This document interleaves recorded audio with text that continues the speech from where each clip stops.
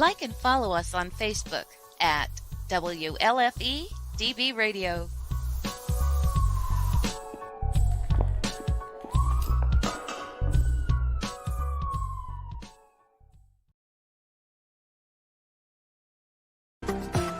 You're listening to WLFE Digital Broadcast Radio in Ontario, New York.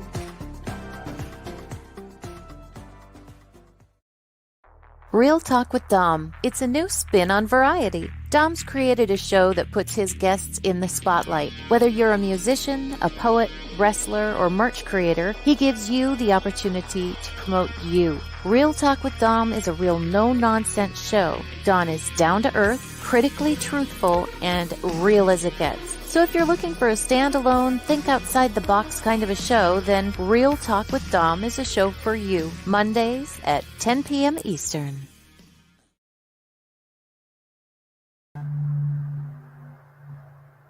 Hello, my friends. I'm going to start this a little bit different. Co-pilot. Hey. It's a new day, another night. New day. So what I want to say here is I want to do this with you.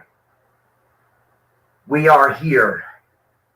We are now. All right. So we'll get into some things.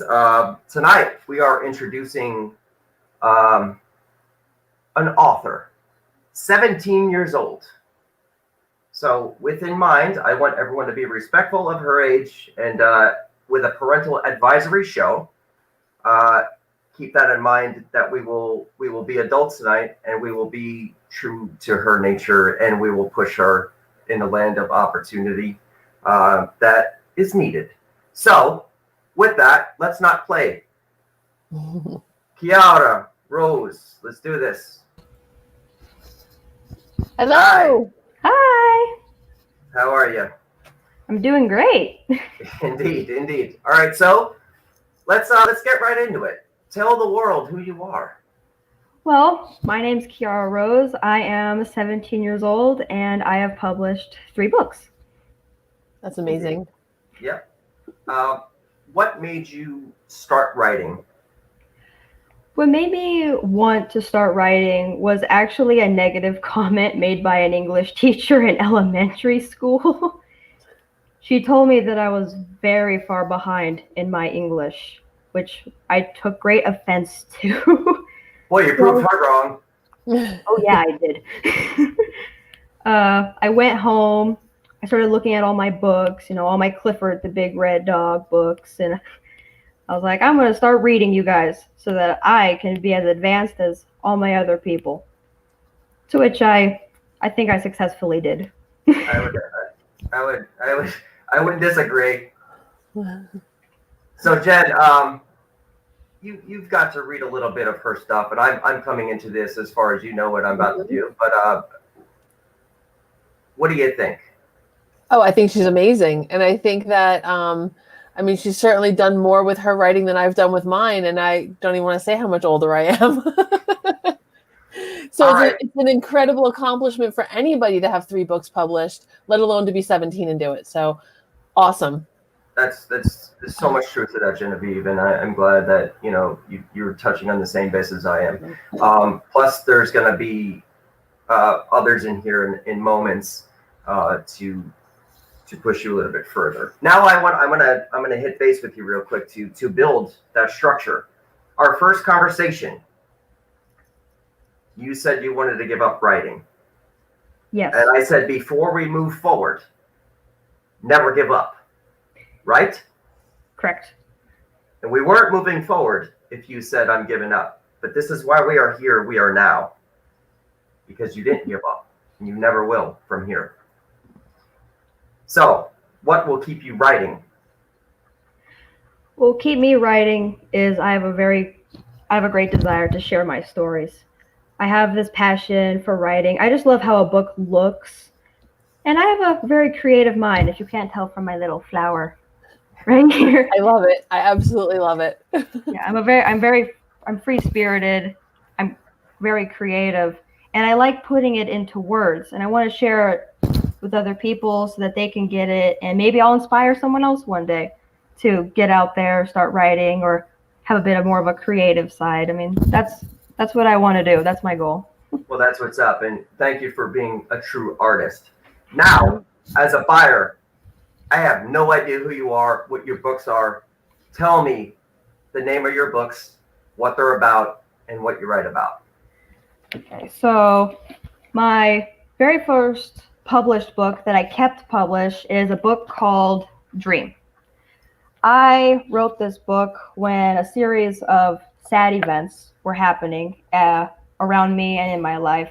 And I actually wrote this book as a depression awareness book so that I can hopefully reach out to people and spread the word a little bit on how serious it is and who all is affected by it. Because it's not just the person who's experienced it, it's their friends, it's their siblings, you know, their parents and all that.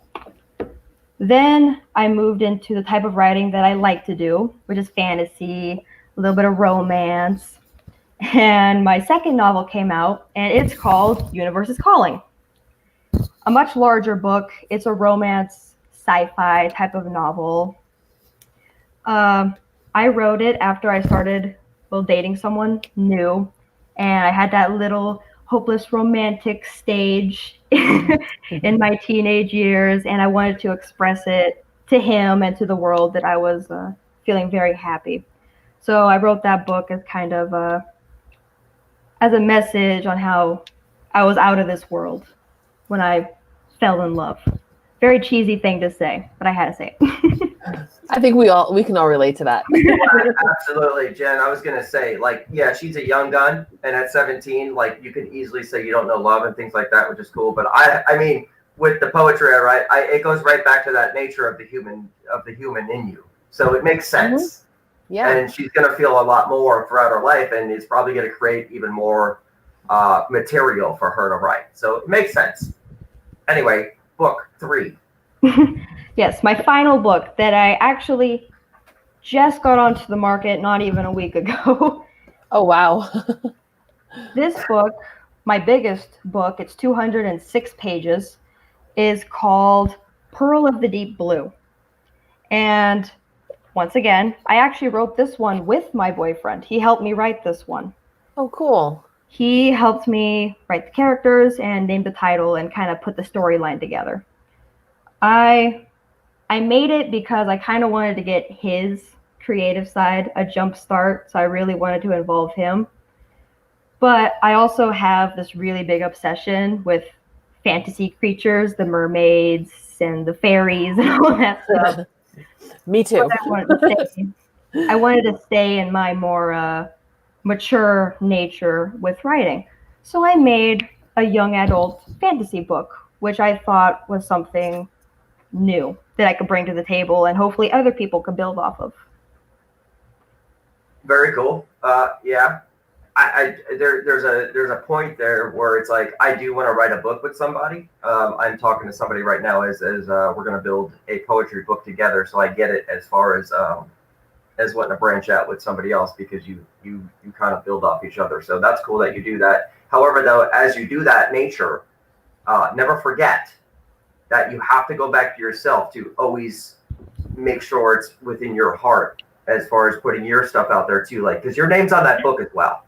You understand? So make sure that you're okay with everything that you push out there.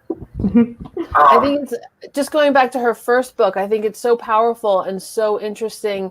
The subject matter to talk about these depression and things like that. It's such a big topic, and it's such a, you're right. It does affect not just the person who's affected. It affects everyone around them.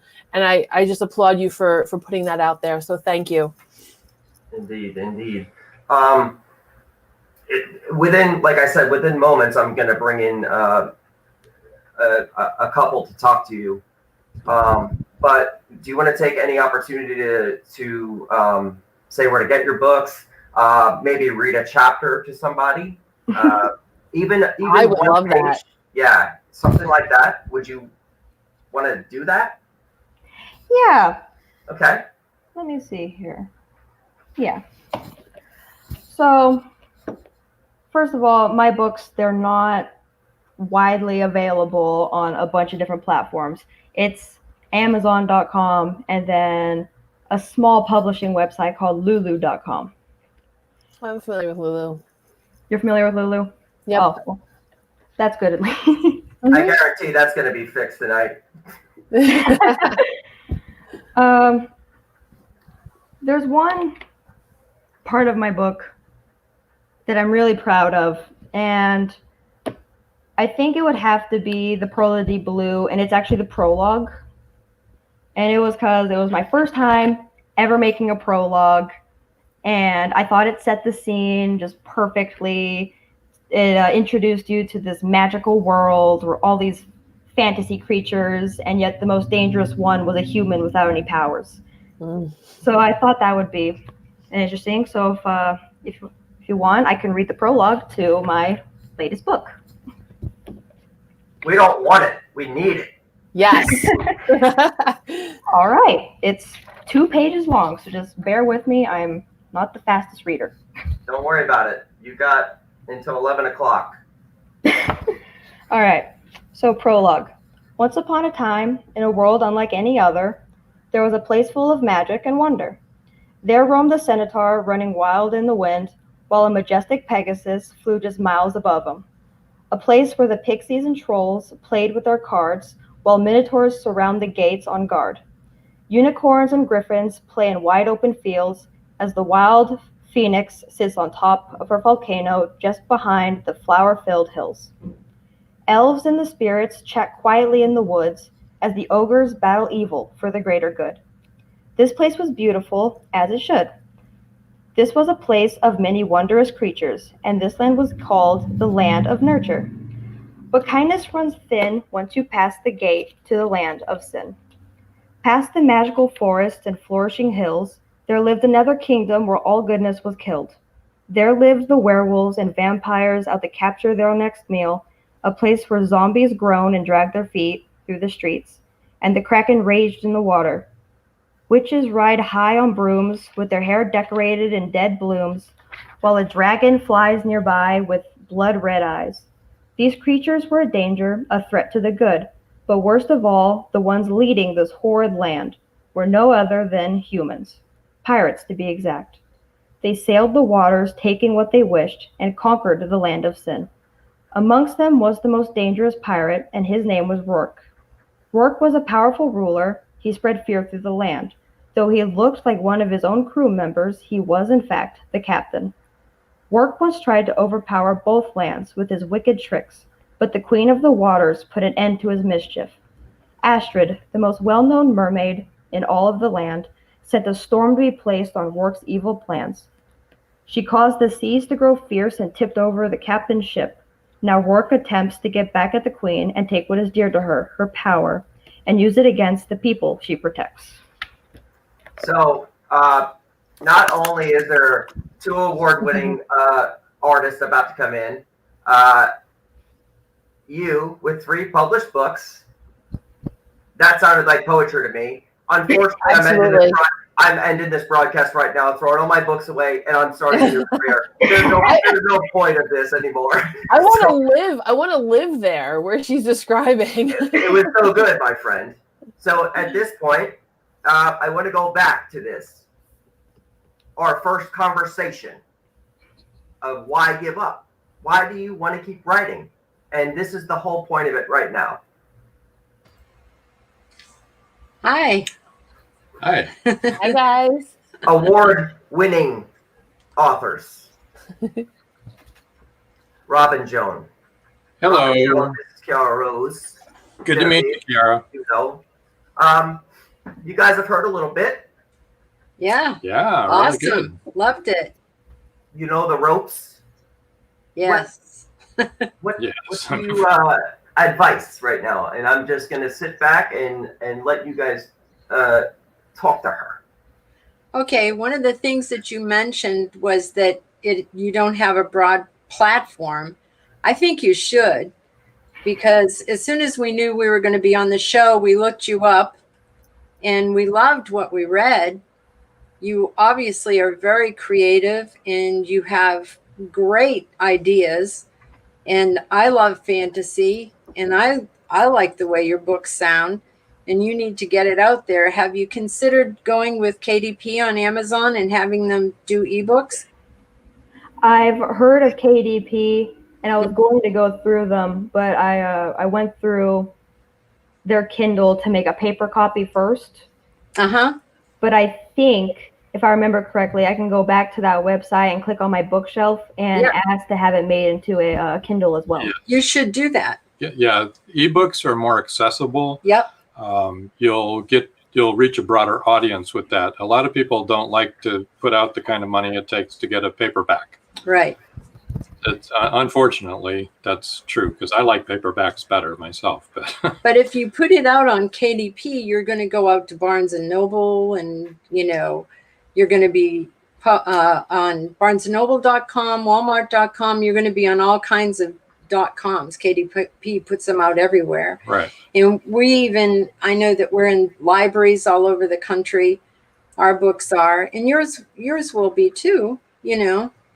And it'll be a good way to get your readership going and to get fans going.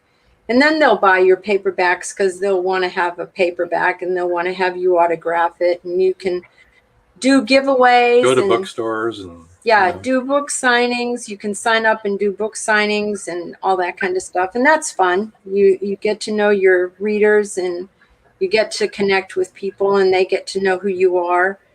And people like that. They like to know who you are, and they're going to like you. You're very likable. You are. I mean, I think you'll be a big hit. Oh. Well, before we get into this, I want to give a little bit of there's a lot of comments in here right now, and I want to start going through that. I bet. Just in this real quick. Jen, you're kind of checking out the other side, is why I just showed the phone. Yep. This is how we kind of got to work as we go. But Tom Nally's in here representing, as we go. He's got it. What is this? Shelton. Yeah, real talk. Cat Fox. Go KIARA. We support you, friend. Let's go through this. Jillian. One more than someone else. I get it. Can I tell that story? Yeah, go ahead real quick. So that makes sense. Because I was thinking it too. I know. It's so funny. Go ahead.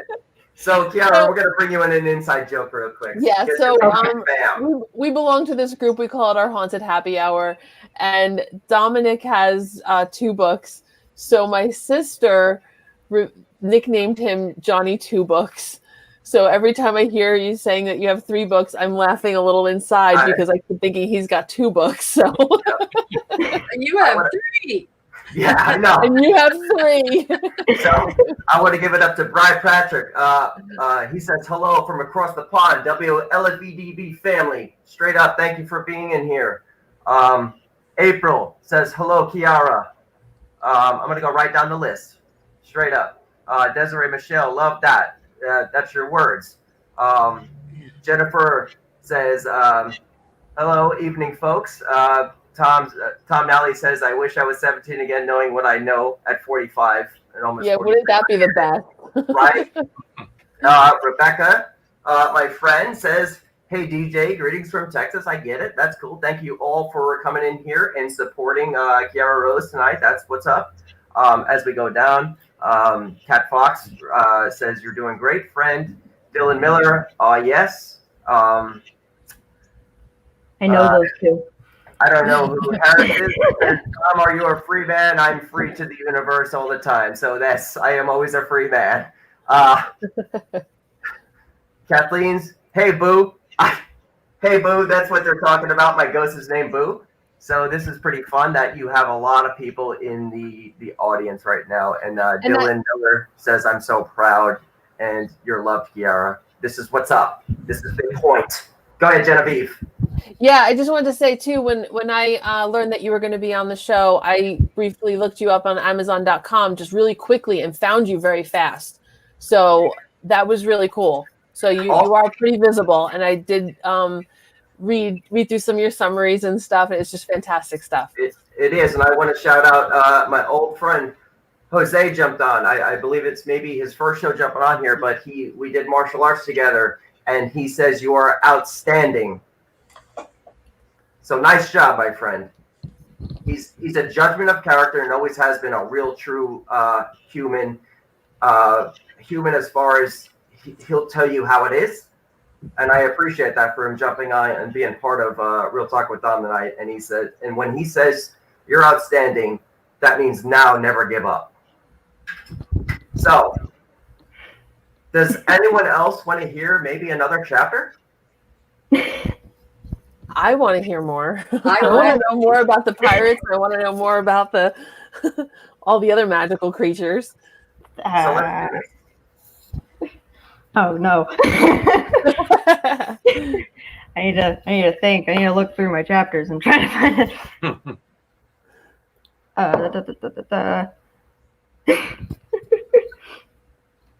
Do you guys Hi, Matthew.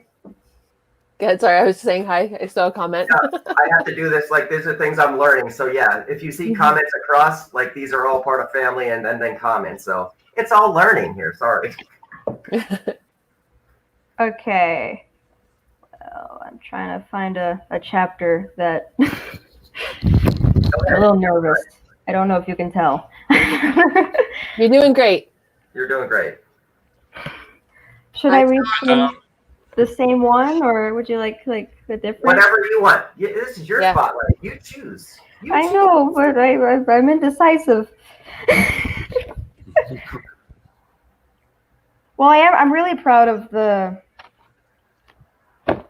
I'm really proud of chapter 5, actually, in Universe's Calling.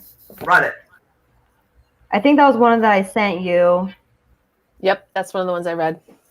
Chapter 5. Okay. My chapters are a little long, so would you like me to stop like halfway, or should I read the whole? Well, I'm gonna have to cut you short in about 7 minutes, and we could go back into it. I have to go to a commercial at 10:30. Okay. So just keep that in mind. Just look at your clock. We'll let you know. Yeah, we'll let you know. And I'll just say, hey, hold, and then we'll get right back into it. All right? All right. All right, stage is yours. All right, so this is chapter 5 from my book, Universe's Calling. Delano shifted in bed, getting more and more uncomfortable with every turn. Suddenly, a hand touched his shoulder, which caused him to panic and shoot up. Poppy, what are you waking me up for? Delano leaned on his elbow and rubbed his eyes. Poppy stayed silent and gave him a hug. What time is it? It's 5 in the morning, Poppy dejectedly replied. Delano looked at his phone and saw that he had a text from Siren at 10:20. I'm leaving. I left you a gift in a black bag in your car. Hope you enjoy. Delano replied and then set his phone down. He leaned against the bed rail and stretched. That was the quickest night. Same old dream, same old feeling. Delano let his legs hang off the sides of his bed. He looked around the room. Still here, he disappointingly stated.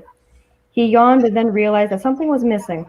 He looked over at the table in his bedroom and saw that the bed sheet was on the floor, but the machine, supposed to be underneath, was missing. Poppy? Delano angrily grabbed the sheet. Did you take my machine?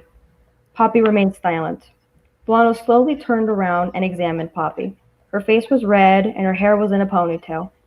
Delano considered her silence to be her answer and was about to ask why, but just then the doorbell rang. Delano threw on a gray shirt and rushed to the front door. When he opened the door, 2 police officers stood calmly on the patio. Delano was confused and stood up straight. Is there a problem? Hi, can we talk to you for a little? Yes, you may. We have a word that your friend has gone missing. Siren? The officers nodded. No, you're mistaken. He was at my house and said he had to leave near 11 o'clock to go to work. Where does he work? He works at the... Delano paused. Siren never mentioned anything about where he worked. I'm actually unsure. He doesn't talk about his job too often. I have a text from him telling me that he was leaving my house, though, to go to work. Delano showed the officers the text. They were convinced, and 1 officer left. We will keep in contact. I know that you are an investigator, yes? I'm a detective. Who reported him missing? His girlfriend. I believe it was a female in the house who sounded fairly concerned. However, when we went to his house, she was nowhere to be seen either. The officer waited for a response, which he never got. Was there something concerning about what I just said? I just saw him. He was over here last night. There must be a mistake, officer. Well, we need to find him regardless of if it was here or not. It's not that we don't believe you, but we need to take precaution. Nobody has seen him today. Delano was appalled. Please tell me when you find him. Of course. Can you tell us anything specific he was wearing? The officer pulled out his notepad. Delano thought for a moment, and then remembered a topic Siren was stuck on. He was wearing a necklace. It was a green, blue, and white crystal that was tied onto a regular string. Other than that, I don't recall his attire. That's a specific description. It's appreciated. The officer put the pad away. We'll keep in contact. Have a good rest of your night. He left. Delano shut the door and turned around. Poppy was standing in the hallway, cupping her hands as Delano leaned against the door. Delano frowned. I'm assuming you're going to say you know nothing about this. Delano raised an eyebrow. Poppy seemed nervous. You better explain yourself before I call the police and tell them that his mistress was the last person to see him. Delano stood right in front of Poppy and frowned at her. Am I wrong? Poppy shook her head. I saw him last night. We talked about the, Poppy gulped, affair. We decided that even being friends was uncomfortable now, and he didn't wish to speak to me anymore. I was hurt by that. However, I did not have anything to do with his disappearance. You expect me to believe that? If you don't get your way, you throw a fit. I did not do any harm to your friend. I know I cheated, I lied, and I complained, but I never go so far as to physically hurt someone. Poppy frowned at Delano. How dare you accuse me? What have I done to raise suspicions? You've done enough. Delano walked past her and went to the bedroom. He locked the door behind him and took a deep breath. He groaned as he turned on the hot water in the shower. Steam quickly filled up the room, and then he added cold water. Poppy knocked at the door as Delano undressed. It's 5 a.m. Why are you showering? He ignored her and hopped in the shower. Poppy kept knocking. I'm a bit busy. Delano tilted his head back and let the warm water hit him. Poppy continued to knock. Delano rolled his eyes and felt a sharp pain in the back of his throat. The pain slowly made its way up, but got stuck in the center of his throat. It made him cough. Delano began coughing and he knelt down. The coughing became more violent until something shot out of Delano's mouth. Relieved, Delano finally was able to breathe again. He looked down and saw the dark purple crystal with specks covered in blood. The blood was quickly washed away from the water. Delano furrowed his eyebrows and picked up the little crystal. He slowly rose to his feet and examined it as the water washed off what little blood was still left on the mineral. Delano turned off the water and wrapped his waist in a white towel. The mirror was foggy, but he could see his blurry face in the glass. A small trail of blood dripped down his chin. He wiped his mouth with his arm and walked outside of the bathroom while holding on the little crystal. Poppy wasn't inside the bedroom anymore, but she left the bedroom window open. Delano rolled his eyes and then heard a crunch coming from outside of the window. He widened his eyes and cautiously approached the window. A silhouette of a woman was standing outside of his home. Hello? Delano frowned as he grabbed onto the open window. The woman didn't move, and the crystal began to glow. Delano raised an eyebrow and slammed the window shut. He closed the curtains and reached for his phone to call the police. However, before he could contact them, one of his co-workers named Curtis called him. He picked up. Hey, Delano, we're at Siren's house right now. It's safe, and since you were his friend, we're not supposed to have you here, but it's getting weird, and I would like you to come over. Yeah, sure. I can be there soon. Delano began getting dressed. He shoved the crystal in his pocket. Poppy poked her head in while Delano tied his shoes. Be safe, it's dark outside. She put a hand on her hip. Delano didn't appreciate the sass, but he nodded and left. Delano got inside of his car and saw a black bag in the passenger seat. He peeked inside and saw a big black jacket. A note read, "From Siren." Delano laughed and threw the bag in the back, leaving his new jacket on the passenger seat. Siren didn't live too far away and made it to his house in under 30 minutes. Curtis was waiting for him outside. Delano quickly threw his keys on the car seat and shut the door, leaving the car unlocked. Hey, Curtis crossed his arms. Delano looked at the yellow caution tape by the front door. Crime scene? Delano stepped over the tape, keeping his eyes on Curtis. Yeah, nothing unusual really, except for one thing. Curtis pointed. Delano looked inside of the house and immediately froze. The whole house was torn up from the floorboards. The wallpaper was ripped, pieces of the rug were torn up, furniture was broken, and yet the windows were still intact. Stop light. Perfect. In one moment.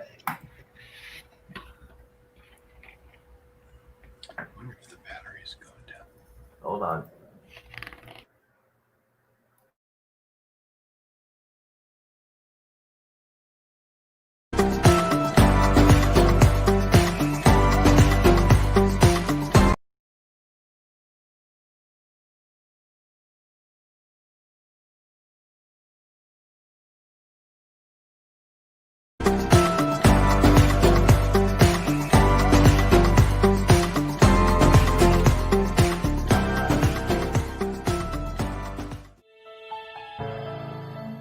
Hi, I'm Jenna Grover. In the world of fashion, we get lost in the cost.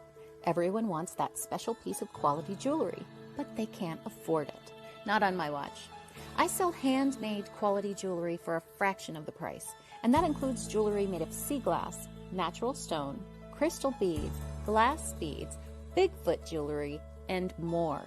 If you don't see what you want, email me, because I make custom jewelry too. Check out my website at gbythesea.com. Also, you can email me at jewelry@gbythesea.com.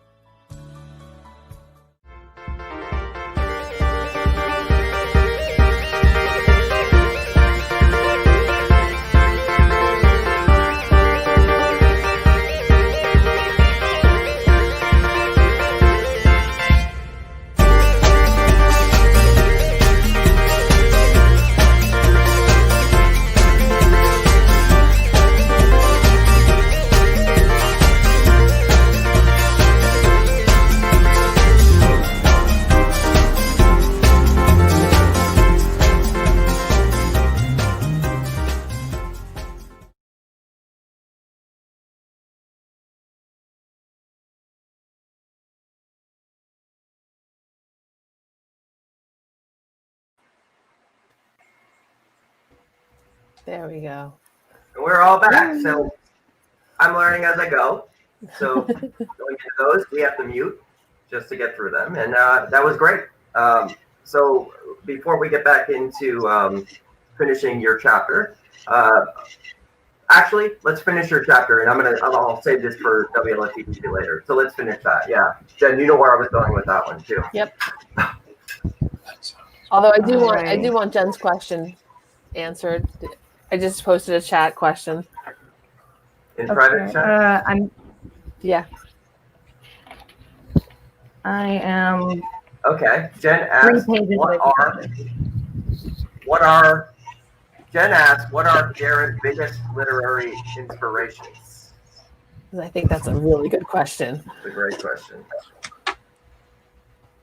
Like, who do I strive to be? Who influences you? Like what writers do you like? What?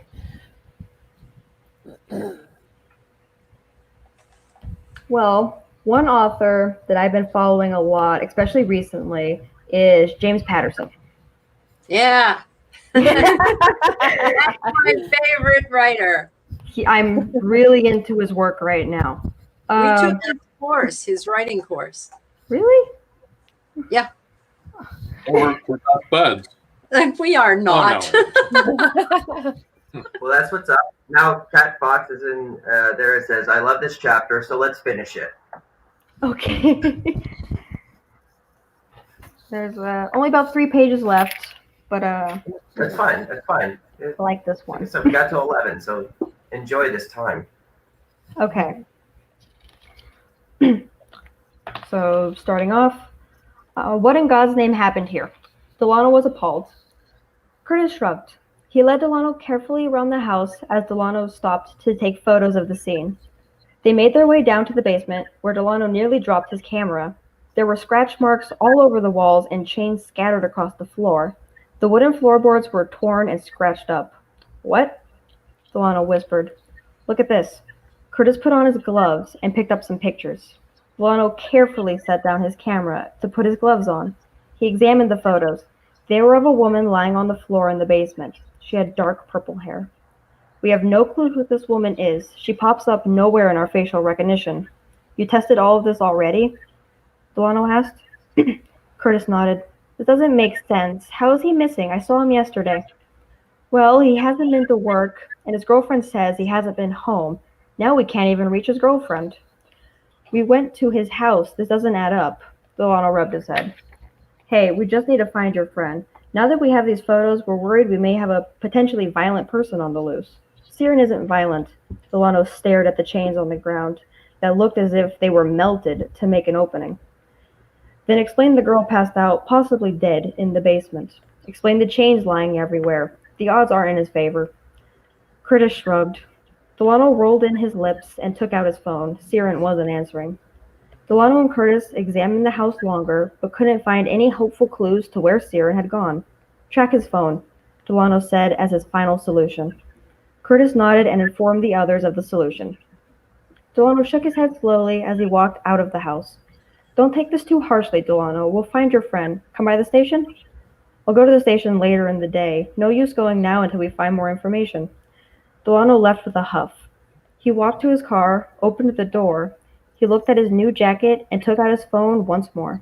Siren didn't reply, once again. Upset, he drove home, disappointed by what he saw at his friend's house.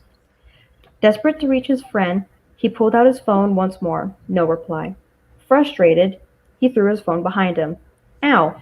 A woman's voice screamed. Delano froze and slowly turned around and saw the black bag was moving. His back pocket, which held the crystal, was heating up. Delano watched the bag wiggle. Finally, the black bag opened and a woman's head poked out.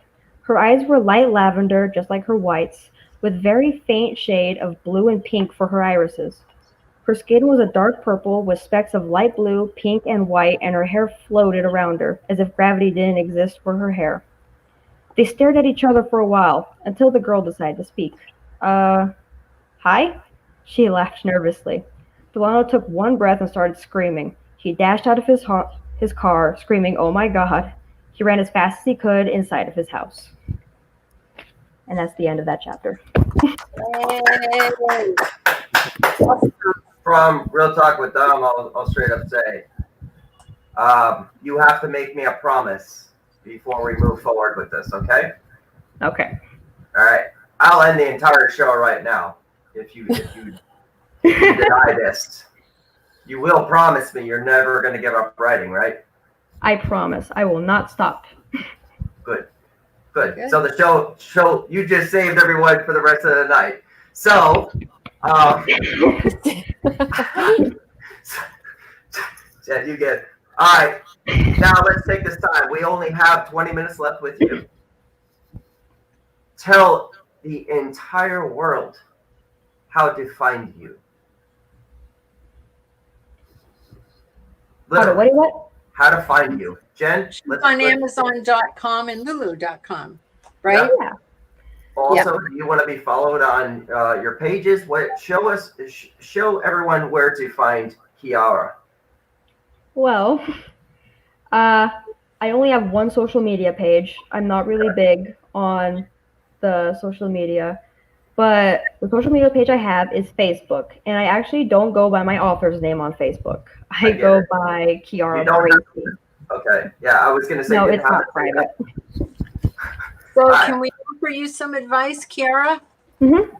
Okay. In order for people to find your books and find you, you need to have a social media presence.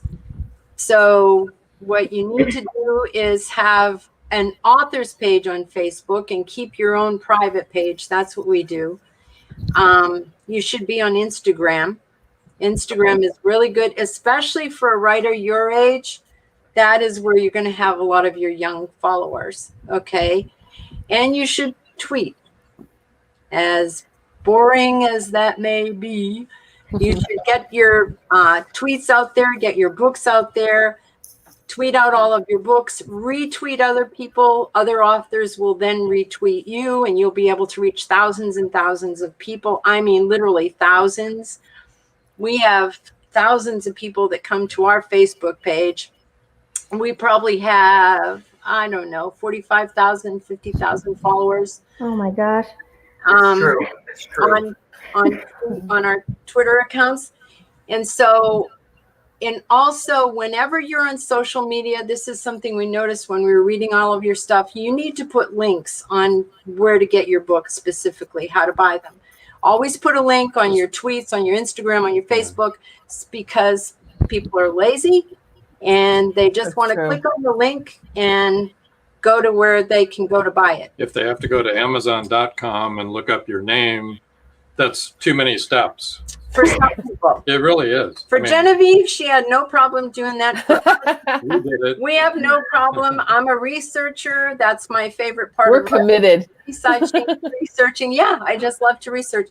But a lot of people, especially, you know, with social media being the way it is now, they want the easy route. They want the button to click. They want the link to click. They want to make it easy. They'll go right to you. Yeah. And they'll go right to you. And try and put everything on ebooks. Try and do the KDP thing. Get them over into ebooks, and then you'll expand your reach a lot. Yes, you will. And also, you'll find that people that buy your ebook first, then buy your paperback. You know. That happens. Okay. Get on Goodreads.com. Okay. We got to get this info to her through links. So message me that so I can actually message her all this, because it's a lot to take in. A WLFE-DB family is actually coming in right now. I can see Kenny in the back room, and I don't mean to cut you off, Joan, and things like that, but we're going to keep going with this. This is how we're working. Jennifer, I want to get to comments and stuff like that for people who are in here. What are your biggest hopes for writing in the future and networking as well? Things like that. I think Robin Joan just kind of answered the networking part clearly. But what are your future writings? Ooh. Well, in the future, I would really like it if I could become like one of those big, well, maybe not big time authors, but one of those like well-known authors. And I want to get more comfortable with with my romance novels. Right now, they're very cheesy, which I like, but I want to get a little more, I don't want to say serious, a little more descriptive with my romance novels, because right now I try and keep it short, simple, and straight to the point, and that's not what romance is. So I kind of want to make it more realistic to how naturally we would express romance to a partner or something. So those are two of my goals. I get it. If I could actually put my 2 cents in on that one, and because you are a young gun in this one, I would let time do that, and I would go back to your stories of creating, you know, the mermaids and stuff like that, and actually structure where there's possibilities that producers may make a movie out of your book. Didn't it happen with Twilight and stuff, right?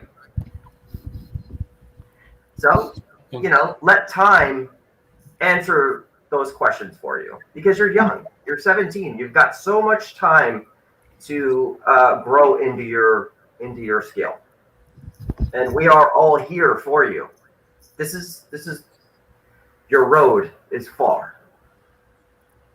Okay. Okay. As long as you don't stop. Never. But you're doing fantastic work. Yep. Fantastic. Jillian loves you. Yep. There's so many people in here that are giving you so much credit. I love it. And that's one of the things too with art, is that you're creating something and you're putting it out into the world, and that takes so much courage just to do that. That's commendable. Guys, this is her first time ever on any kind of big stage. This is her first time ever doing this. She's doing amazing tonight. I mean, you know what it takes? You should have seen her. I'm gonna play around with this a little bit. Jen and I are talking to her. She's in the back, and she's taking deep breaths and stuff like that. I'm just like, hey, you just gotta come in here and be you, man. You got this. You know, I get it. It's so much fun. And honestly, KIARA, you've nailed it so far, and you've only got like 15 minutes left, and you've already made an hour. You've nailed it. That's all you had to do.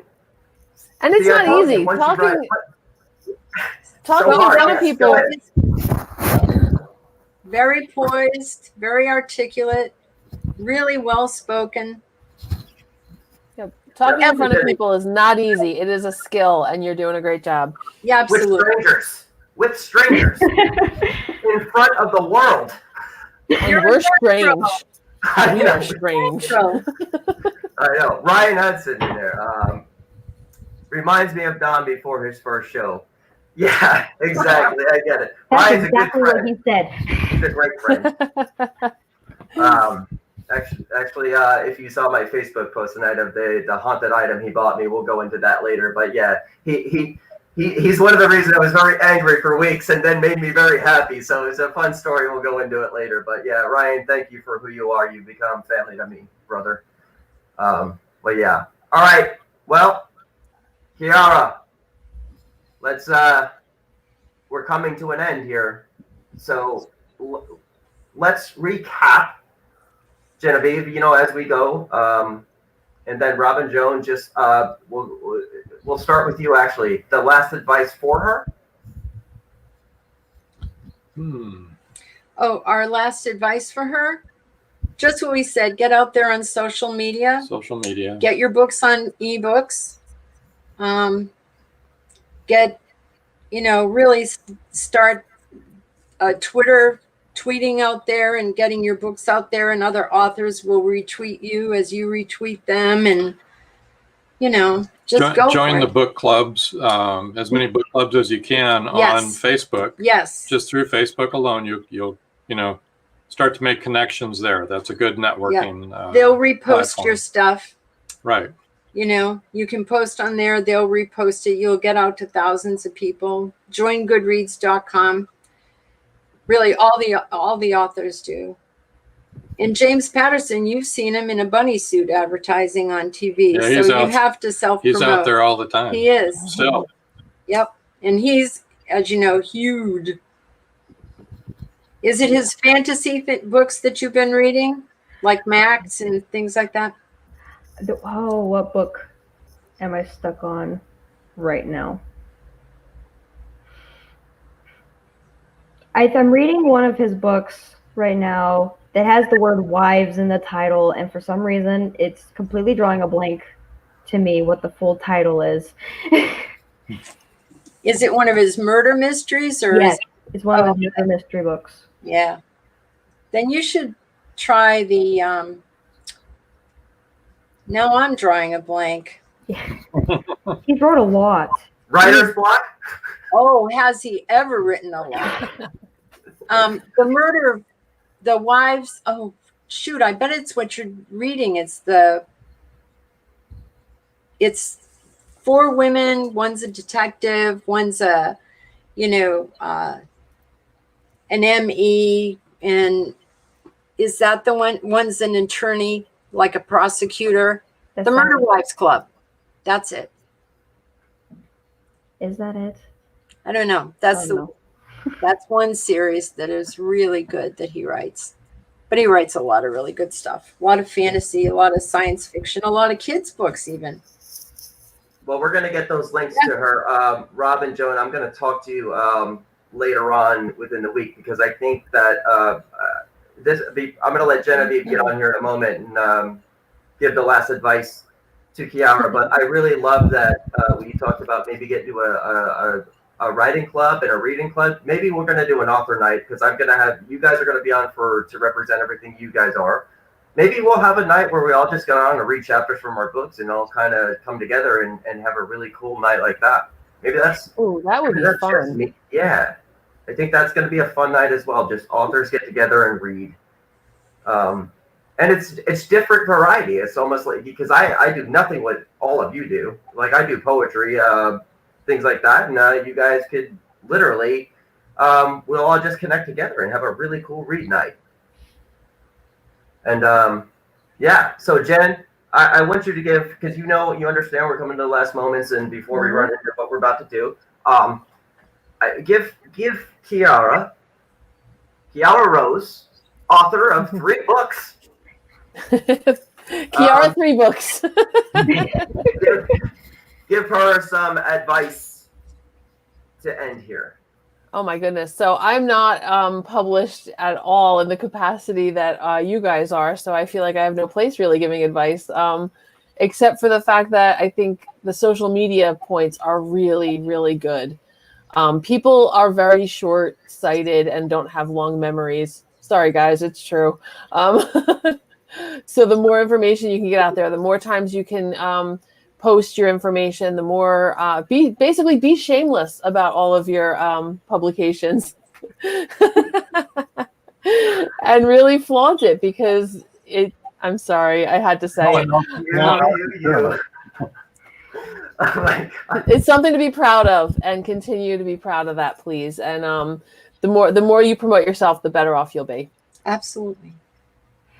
So I'm going to give you the last advice of tonight, but I'm going to go to just I only really have one thing left to say to you, and but I'm going to let you speak to the world real quick as far as where you want people to understand KIARA Rose, and then what your future writing is. And I'm going to give you the last advice before we move on and say goodbye for now, just for now.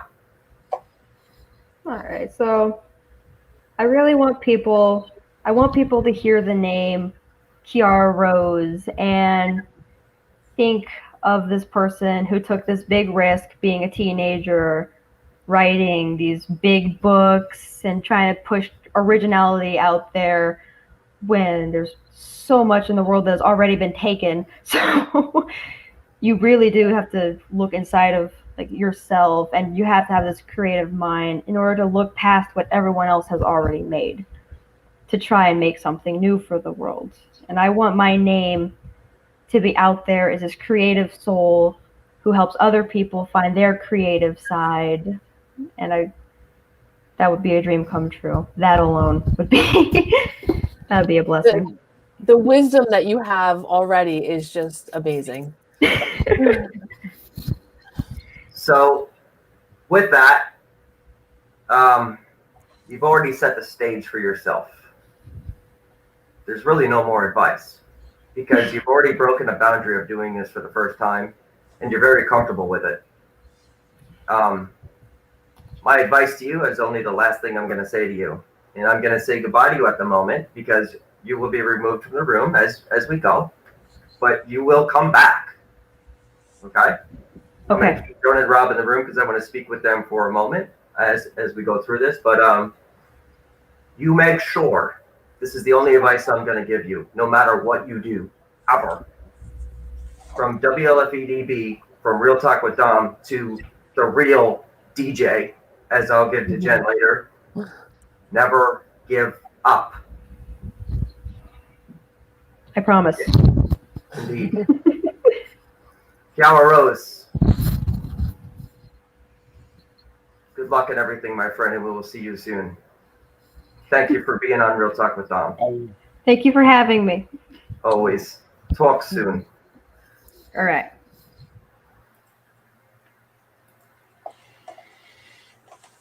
How great is she?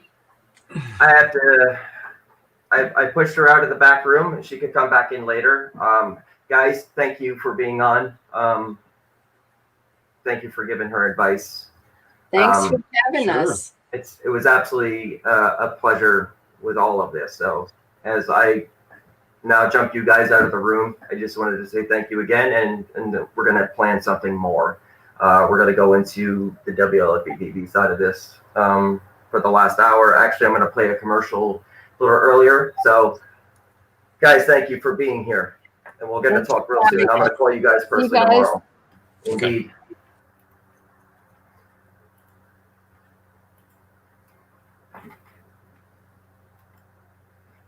Jen. Dom. That was good. That girl's got talent. She definitely does. And at 17 years old, she's going to go far.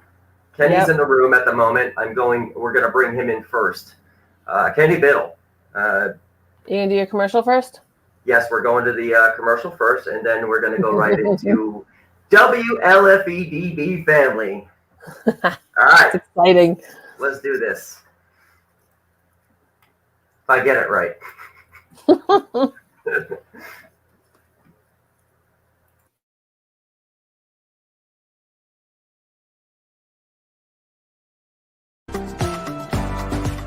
Like and follow us on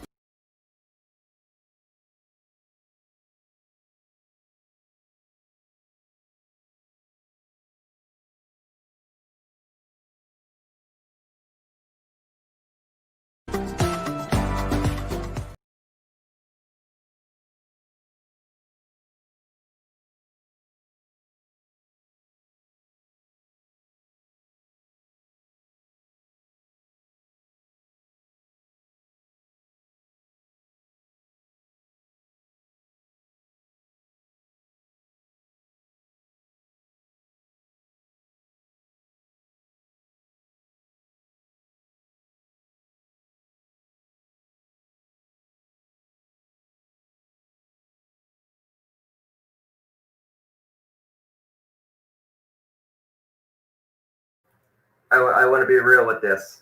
Can you hear me? Yep. These are refusing a plan here, and these were technical difficulties do come into play. So I'm going to try again in a moment, but first I do want to not waste time. I want to bring Kenny Biddle in, and we'll just play this out as we go. All right, so I'll bring Kenny in from WLFE-DB. They actually did refuse to just work. We had no problem with the first one, and I'll figure this out as we go. But I don't want to waste any time. I want to bring WLFE-DB family in, and that's the whole point right now. So at the stream, Kenny. Oh my goodness! Hey, what's happening, brother? Oh my goodness! Kenny. Don't you love technical difficulties? I love what it is. Yeah, no, and I have all intent to get it out here, but yeah, it is what it is, and I'm not going to waste time doing it, and we'll just represent it as we go. So it is what it is. What can I say? Hey, you know what? Just make sure you charge them double for starting the commercial over and over. Just make sure Ted gets the bill. That's cool. I love your setup. Holy crap. I know. I'm looking at all this. I'm trying to like peek behind you. Oh, this is not even a fraction of it. Nice. Really, awesome. You want the quick tour? Here we go. Yeah, ready? You ready? So I got more up there on the ceiling. Oh crap. Wow. That's all next to me. Oh my God, my husband would lose his mind. And then we'll go on the other side here. Yeah. Stuff everywhere. Wow. That's the quick tour. So what's up? Well, we are here tonight to represent what we're doing. I mean, we're all going to television here soon. All the networks that we're placed on. And pretty much I just wanted to take this opportunity to reach out to the WLFE-DB family and represent who you are, your show, what time you're on, and things like that. So at this point, let's talk about who you are, your show, what time they can find you, and what it's about. That's it. Who the hell am I? Indeed. Yeah, who are you? Oh my goodness. Okay, so I'll give you the Cliff Notes version. My name is Kenny Biddle. I do, I've been doing a blog on Facebook called I Am Kenny Biddle, and it promotes skepticism, science, critical thinking with paranormal claims. I've been doing that since the early 2000s. And it's not because, I'm all about myself. That's not why I named it I Am Kenny Biddle. It's the story behind that is that I was actually part of a lot of different paranormal / skeptical groups that all had names. And then when you dealt with the administrator, you didn't know who you were talking to. Because they were always behind the name, it was like, all right, who am I talking to? George, Fred, Tina, who am I talking to? And I got tired of that. So I figured I'll just name it me. And that way, exactly who you're dealing with. You're only dealing with me. I've been doing YouTube videos where I break down ghost hunting gadgets, methodology, and show a lot of the flaws, and not just the flaws, but how to improve upon those flaws to make them better so they're not so flawy, I guess. So wait, can I just ask, do you believe in the paranormal, or are you just a full-on skeptic? I do not, but I am willing to entertain any kind of new evidence. And that's why I do what I do. I also do the show I have with the WLFE is the Skeptical Help Bar.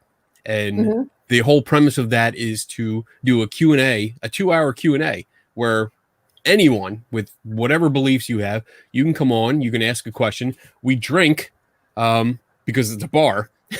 We all drink. And I found over the years that usually when I go to paranormal conferences, The party, either before or after, is when everyone gets along. So, yeah.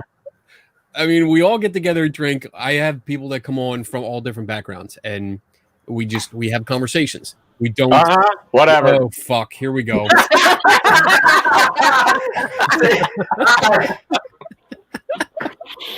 Don't charge shit to me, Kenny. I told you guys it's still. Now you're in trouble. Come on. Wow. I love you too, Kenny Biddle. I love you too, Ted.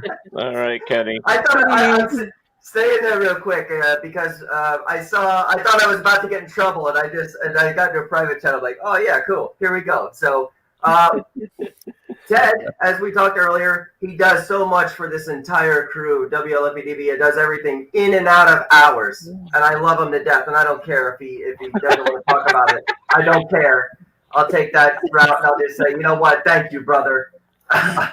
You're welcome. I really shouldn't be doing any of this stuff because there is a teenager in the background, right? She is Adam. I kicked him out of the room so we could talk. Nice. Well, it's not like that. It's just like, well, if she's still in the green room, she can still hear us. She's no longer in the green room. Oh, okay. Her friends are gonna watch. Yeah. So how did that go, by the way? Amazing. This girl was great. Great. So together, so poised, so just eloquent, amazing. She has a future. She has an absolute future. At 17 years old, she has an absolute future. She read some of her content on there, and yeah. Well, Kenny feels out now, doesn't he? So do I. I actually was going to give up my show. I'm like, you know what? The hell with this, man. I'm just like, she's so much more talented. Great. You got to bring Ted onto the show. Yeah, you want the ratings to go down? Bring Kenny. There you go. We all know it works that way. you know, Cindy will be here pretty soon with her card, so get ready. I'm ready. I got my pad. Okay. Go. Post-it note war. So, Kenny, I find what you're doing kind of interesting too, because I believe in the paranormal. I believe in it wholeheartedly, but I call myself a very skeptical believer. Because I always want to rule out any possible thing that I can before I believe that it's a ghost. Okay. But that's why what is a ghost?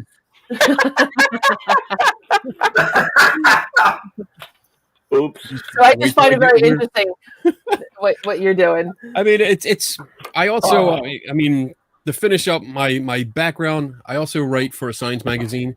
So I have a column for Skeptical Inquirer magazine, and I've also done lectures for science conferences and paranormal conferences for both on photography, because I have a background in photography, video editing, how to spot fakes and or mistakes, because not everything is faked. I think the majority of paranormal photography and video is mistaken identity rather than faked stuff.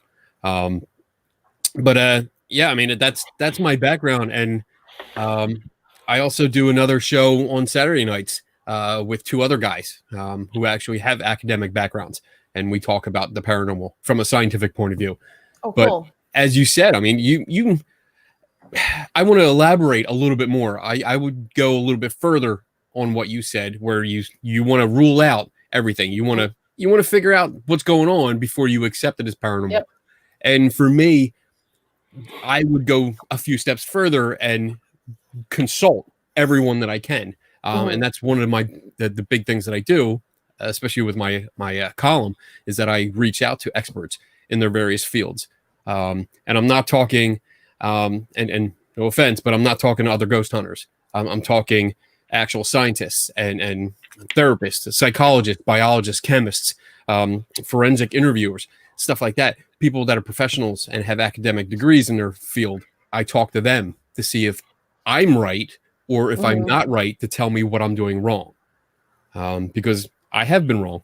That's right, Ted. I should be president. Get Cindy in here, post-it note war. I can see it right now. So, I mean, I'm right there with you. Definitely, you need to rule out stuff. And I think the biggest thing in the paranormal community is that this is going to sound like a stereotype, but too many people believe that they are experts in a lot of fields simply because they gave themselves the name paranormal investigator. And that's simply not the case. Simply not the case. So when I take on an investigation, it's usually one that when my initial evaluation is, all right, is this solvable? Because that's what we're doing. If we're looking into mysteries, the end game is to solve the mystery. If I don't think it can be done, then I'm not really going to invest much time into it. And unfortunately, I think that's true for a lot of investigations that are out there, or pseudo investigations, because I don't think they're all actual.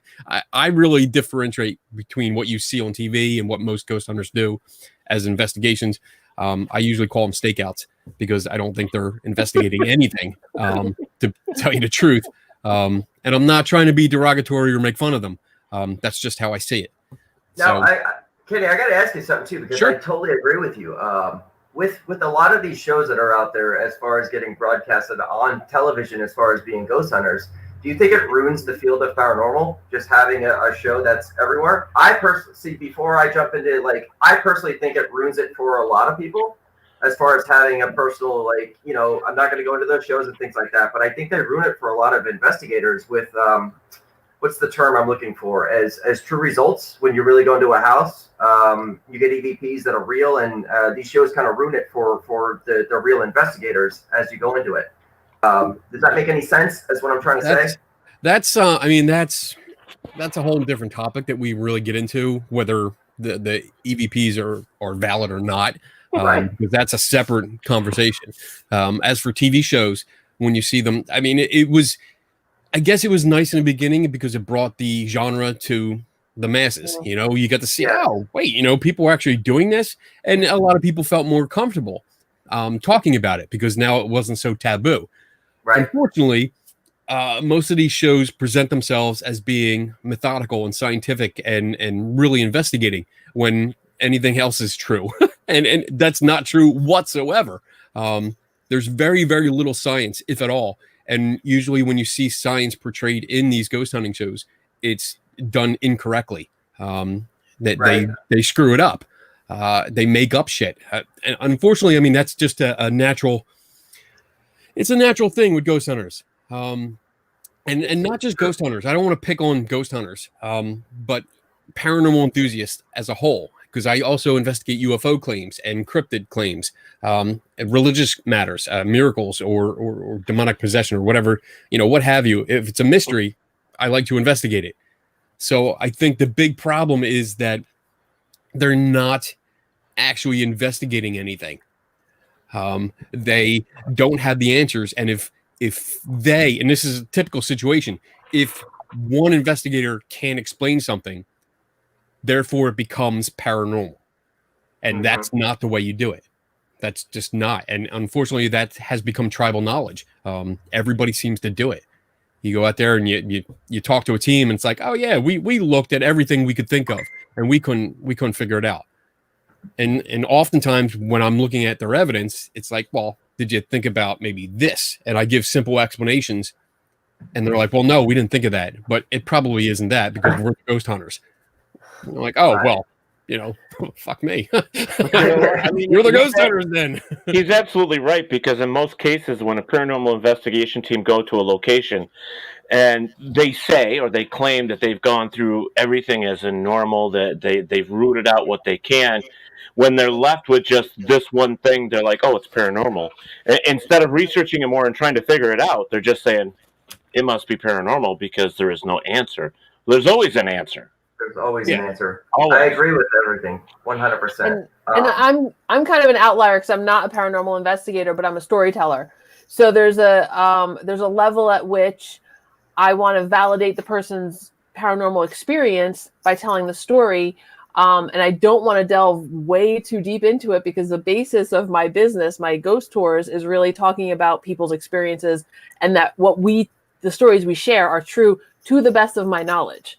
So I kind of have a limit on plausible deniability. Yeah. But you know what it comes down to? It's like it could be true for them. I mean, it's their experience, and you can't take that away from it. It's their experience. But it's just like you're a storyteller, that in every story, including like nursery rhymes and stuff, there's always an ounce of truth in every story you hear. It's just deciding on what is the truth. Yeah. and the perception of it and the filters that we see things through. And to me, that's the really interesting part, is the actual story and the experience that people have. Right. I think people like Kenny, sorry, Kenny, but I think people like Kenny are the reason that some of us that work in this so-called field, we have somebody to turn to say, hey, Kenny, we've gone through everything that we have and our knowledge and know, to figure out what it is. What ideas can you give me now to, and so we need Kenny. We need people like Kenny just as much as we need people like us. Shut up, Kenny. But he's like the Salieri to Mozart. And I think it's necessary, because it's a necessary evil. Well, like I just posted Jim Vickers when I got back to that original question of the TV shows. He said they poison the well, and it's very much needed that you get real investigators in to actually debunk it all the way through. Right. And what's sad is for them TV shows, most of the, I guess you would refer to them, my skeptical friends or colleagues that have appeared on such TV shows, they are continually edited out of context. Yeah, right. And there's a new film, actually, it's in the works. It's actually done, but it should be released sometime this year, coming up, called Science Friction, and it's about that. That's the exact topic of the film, is that it's showing all these science educators that were tapped to do these paranormal type shows and how they were completely edited out of context. And it's I got to see a preview of it, and that wasn't released, but I got to see a preview of it, and oh my God, how bad they were edited out of context, as in like taking the first part of a sentence in the beginning of a conversation and joining it up with the last part of a sentence at the end of the conversation, so it made it look like they believed, or they were just flabbergasted. They didn't know what was going on, which is it's horrible. It's and really like that's going to rock the paranormal field, because there's so many people that believe a certain way that when the truth actually comes out, they're going to go. Oh. And you can believe whatever you want to believe. It's not like myself or other diehard skeptics are out there to prove every single belief wrong.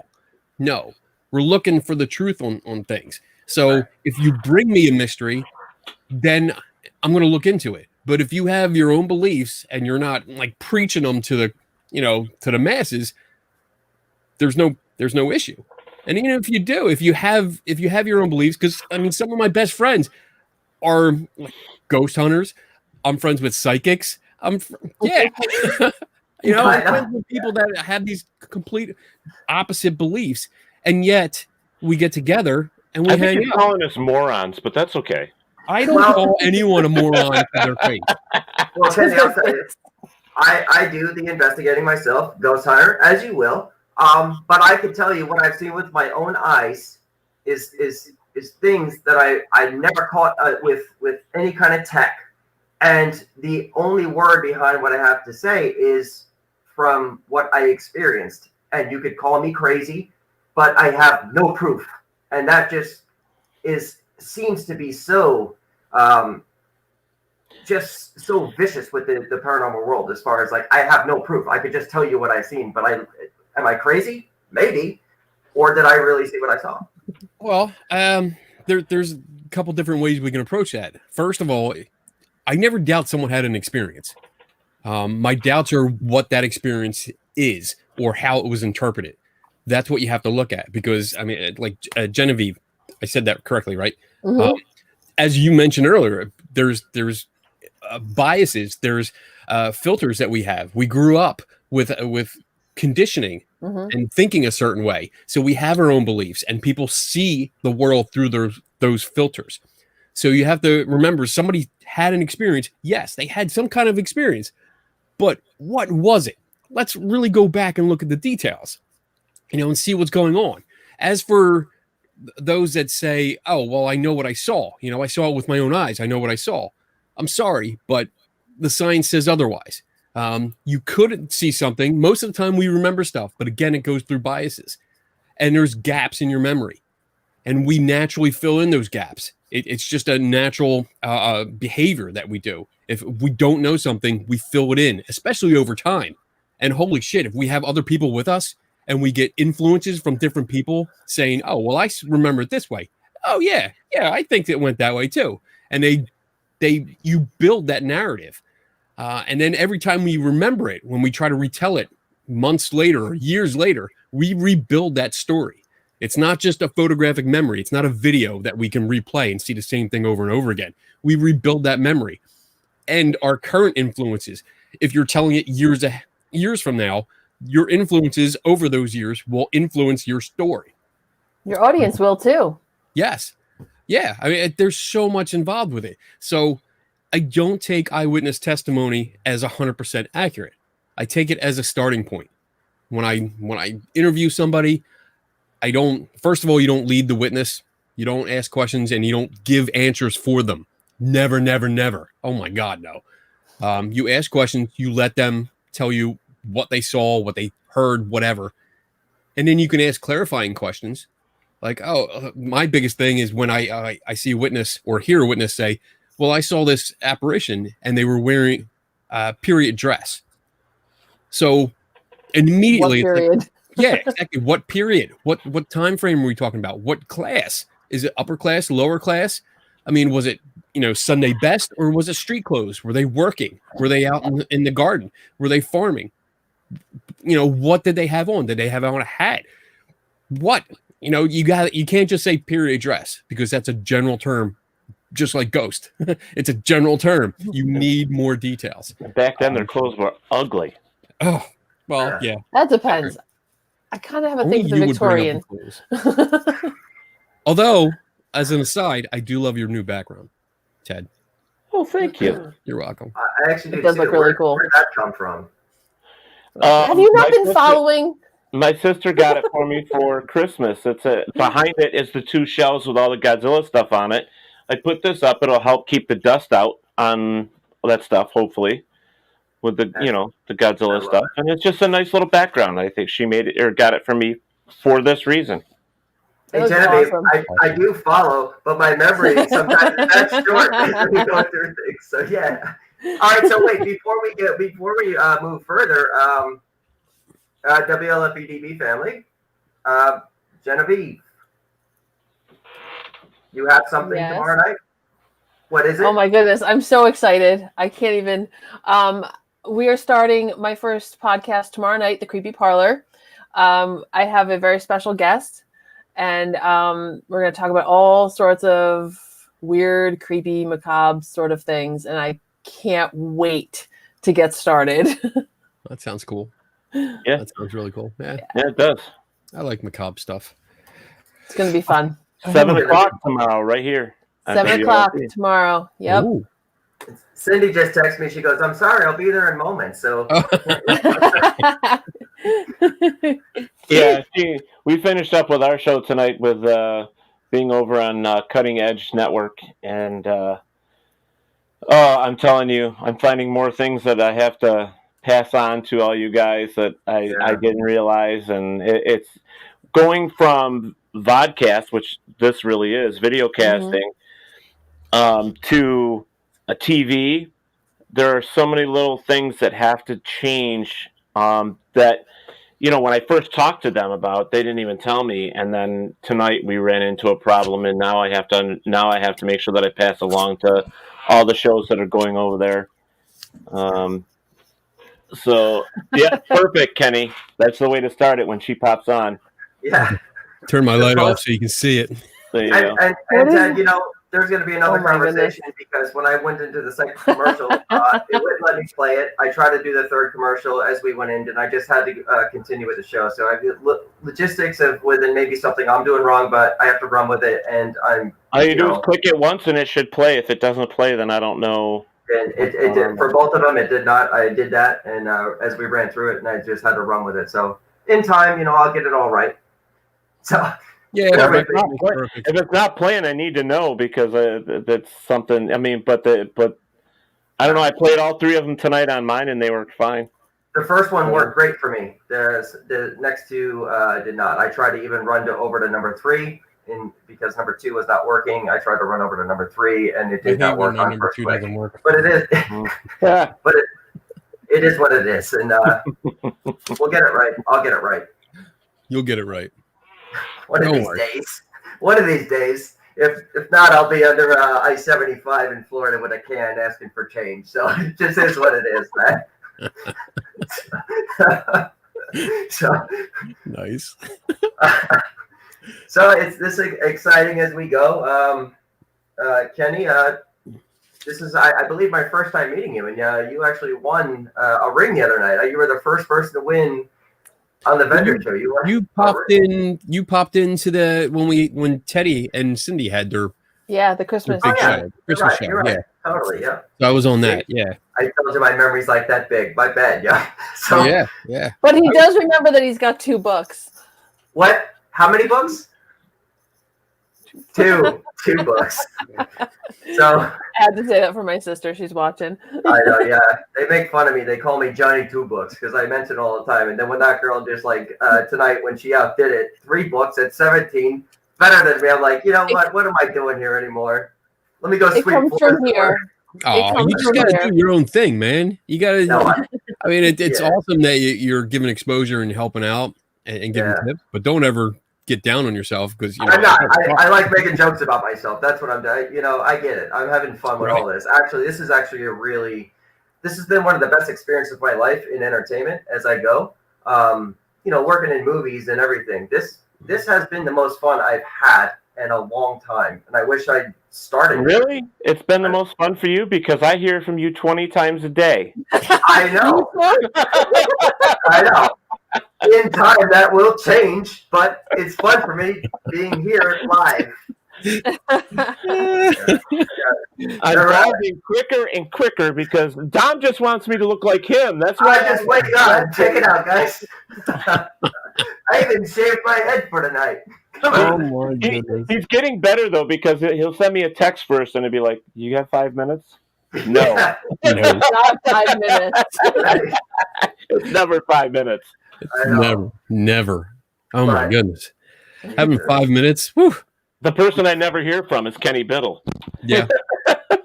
I never hear from him. I can honestly say I don't hear from Ernie and Dave from Step Into the Paranormal. I don't hear from them either, but that's because they kind of took themselves off our WLFE thing because they, working in law enforcement, it dings too much on the phone and they don't know how to put it on silent apparently, or vibrate. They're not used to things vibrating. Ooh.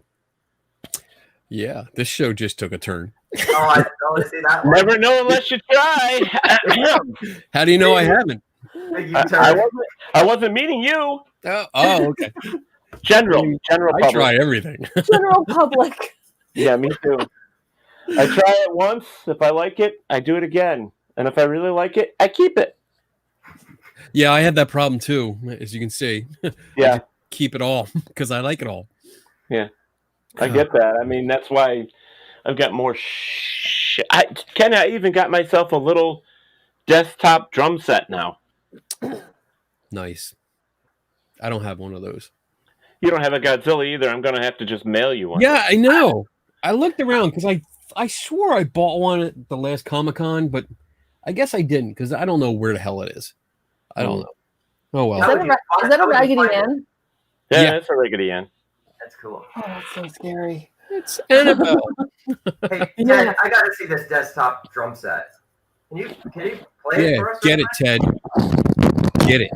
Get yourself. Now he's got to unplug himself. Oh, Solo. Oh, yeah. What is this? Oh, my God.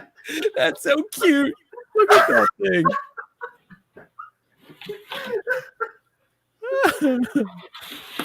Well, I got to see the sticks. What do you use? Pencils? Oh boy. Here we go. Okay. You don't want me to play it. Yeah, we do. Yeah, you're playing. You're doing fantastic work. Play.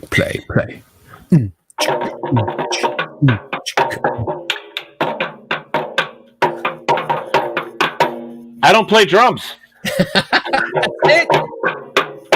Well, you do, but I did it. I actually didn't buy it for me. I bought it for the drummer of my band and was going to give it to him for Christmas. And then he never showed up. So guess who kept it? Nice. You should honestly make that a video of like the drum roll going to everyone's show. Like the big drum set. No, I could just put Kenny Biddle's face on this drum set right here. There you go. And just go ahead. I dare you. I want to see that. Yeah, right. I'm not going to hurt my drum set. I'm going to send you a picture of myself. Picture of my ass. No. I don't want to see that either. Oh my God. Kenny Robert White. Kenny White's in here. Hi Dom. Hi Ted. Hi Kenny. Hi Genevieve. What's happening, Robert White? Hello, Robert. Yeah, me and Kenny have a love-hate relationship. I love it. It. Did you Kenny see the Superman Cup? He hated me. He hated me in the beginning. I did not hate you. He hated me. Hated me. I had him so angry. Well, he didn't use enough lube. Well, wow. Again, another right turn. Everything I promised tonight took a turn. I love it. I love it. Parental advisory. I mean, it goes in what it is. Here's to our love, Kenny. I'll cheers to that too. Jen, get your seltzer up. I know. I got my seltzer. Yep. Oh, let me tell you a quick little story about seltzer water. Oh boy. I went to the store with my mom for Christmas so that we had stuff here to drink for people that are coming over for family. So I went and bought, I thought it was clear but flavored soda pop, but no, it was seltzer. Mandarin orange seltzer, black cherry seltzer, and berry seltzer. So I just put it in a cup, but I thought it was bad because I took a sip of that. It is an acquired taste. It's nasty. I love it. I love it. I drink it all the time. Sometimes with a little vodka in it. Delicious. If I'm not drinking beer, I'm drinking seltzer water. Trust me.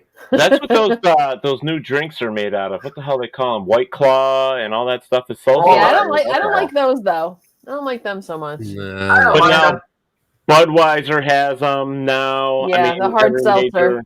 Yeah, nasty. If I want to drink Camel Piss, I'll go find a Camel.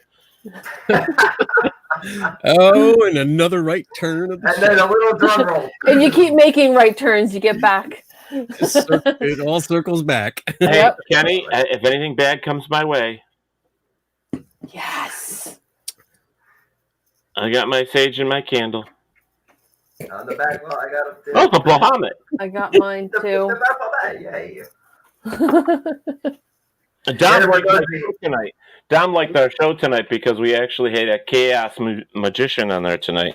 Yeah, actually, that was actually really great. I was able to connect because. Oh, I forgot, Genevieve, you were there too. I forgot. I'm sorry. Yeah, that's okay. I don't mean to forgive you. Forget me. Come on, I can't see the comments. I can't see the comments either. Yeah, I can only see the private chat. That's all I can see. Me too. That's weird. Damn it, Dom. I don't think it's on Dom's part. I think that's the way it is now. Yeah, it is. They changed it. Yep. Really? Hey, Dom, you got a comment from Jillian. What is it? Shameless. Was it about the show, maybe? So tonight was really cool with the chaos. I mean, actually, that guy was really funny too. That was Dr. Mystical. He's a card. He's a great guy. Yeah, that was fun. So Cindy backstage yet? No, I don't know where she is, Cindy. I have no idea where you are. We don't need her on the show. I do want to mention though on the show tonight they we did have other people drop in from WLFE-DB family. We had Across the Pond come in, which their shows are Sunday at Sunday at 4. Sunday at 4. I love those guys. Yeah, they're adorable. Super show was fun.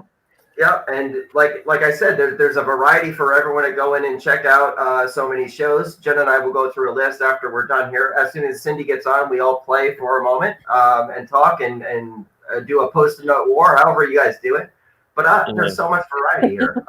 Yeah, I'm just looking at Everything Yet Nothing. T-Roy's show. He just sent me the thing for it. His show on Thursday night is going to be about the transitioning family. Okay. Oh, that sounds interesting. What time is that? That is Thursday at 10 o'clock. 10 p.m. Okay, yeah. Yeah, he's the only hillbilly gay guy I know. I mean, believe it or not, and this guy, he's so much fun, you know. But his show is basically about being a hillbilly, living gay in a hillbilly atmosphere up in the, you know, where are they, Missouri or something like that, where it's all country. It's like major country, and the things that he had to deal with. So it's pretty cool what he brings on. Definitely, everybody check it out. There's also. I believe it's called Where's My Sage, right? Yep. That's tomorrow at 8. Indeed, 8 o'clock tomorrow night. Everyone check that one out. As we go down the list. And those guys are live on Cutting Edge TV, too.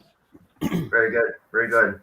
As I believe most of us are probably going as I'm learning this, right? Most shows, it kind of goes with whoever wants to. Oh, Kenny's got his dolly. Takes a lot of what the hell's the word I'm looking for now? I forgot. Never mind, it's gone. Wait.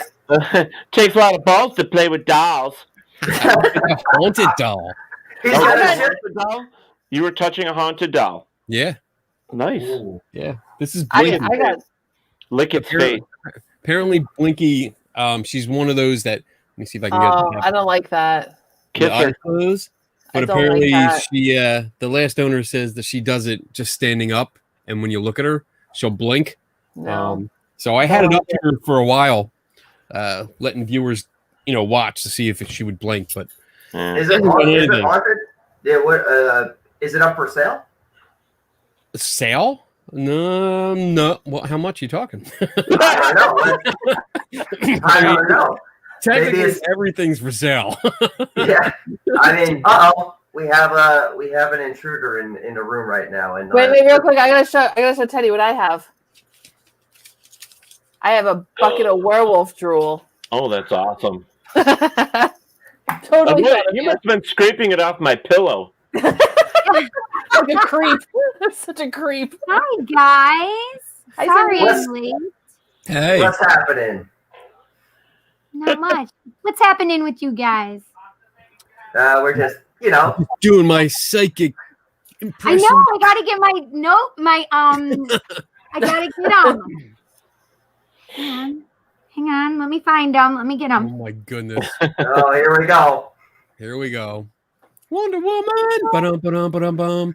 Boom, boom, boom, boom, boom. The best part of the 1984 version of Wonder Woman was when she used to twirl around and change into Wonder Woman. Yeah, right. Oh, for the series, right? yeah. But why would you like that? I watched the new one, 1984, and everybody keeps telling me it was terrible. My favorite part was the post-credit scene. Oh my God, really? Yeah, was that bad? It wasn't bad. It just wasn't good. That's terrible. No one has time for that. It just wasn't good. It was like, I mean, we watched it here to watch it. So I mean, well, if it depends. Like we didn't pay to watch it because we have Comcast, so we had HBO Max already. So that was our Christmas Day thing. Like sit down and watch it. And I mean, a few times I was on my phone because I was like, this is boring. I'm bored. It didn't. You know what? Really, like the first movie. So we're totally getting into Comic-Con shit now. So the first movie. I love Comic-Con. I've been to Comic-Con. She has this badass theme song. Yeah. And it was great. Like you knew when she was about to kick some ass, and it played real loud. Yeah. This time around, I think we heard it once, and it was so subdued that it was there. And by the time you realized, that's her theme music, it was gone. It like faded out, and I was like, what the hell is this? So that's crazy. Yeah, I agree, Travis. Yeah, there it is, right there. That's it. So yeah, the post credit scene was my favorite because I mean I'm not spoiling it for you if you didn't see it at all. I'm never gonna watch it, so yeah. I have to watch it. I love Wonder Woman. All I gotta say I is want to watch it. Linda freaking Carter. Linda I Carter love- was awesome. Come Linda on now. freaking Come Carter. on. I I love love her. Linda. Yeah, me too. Now, you guys like what do you think about Pattinson as Batman? Who? Robert Pattinson. Exactly. Robert Pattinson as Batman? Did you see the trailer for it? The Batman? Yeah. Sparkling No. Batman. What the actual card? He's a glittery Batman. No, I'm not. I have no. You know what? Like DC What versus is going Marvel. on with DC right now? DC Come is just on. so bad, so bad. They don't know what they're doing. And my last, whatever hurrah with them is going to be the Justice League Snyder cut when it comes out. You know, that's it. Like I'm done with them because they don't know what they're doing. I'm No, gonna give it a isn't shot. DC owned by Disney, right? No, Marvel. No, Marvel. Marvel is. Okay. Yeah. I knew I'm one gonna of them was. I'm gonna give Pattinson a shot at this because the trailer's a little bit powerful, but you know what? They changed up the look, they changed up the Batmobile, things like that. I'm gonna give it a shot. You know, I mean, I'll always watch it because I am a nerd. But Nerd. hear me roar, I'm a nerd. Let me into your nerd group. I'm a nerd, I tell you. Willow's in here says much love to you all. She was born. I can't see the comments. Yeah, we can't hear. For some reason, his doesn't let us see him. I don't know. But Ours Cindy, is good. you are part of WLFE-DB family of Nerd. Go and tell everyone who you are, what nights you have, and what your shows are. The shows I'm on. Well, Monday nights from 8 to 10 p.m. I'm with Teddy Poo Poo on PARENTAL Radio. Show number 2. That's on WLFE. Am I allowed to say all of my shows or just the ones on WLFE? Yeah, whatever. So my Tarot Tuesday is on Tuesdays starts at 7 p.m. Taco Tuesday.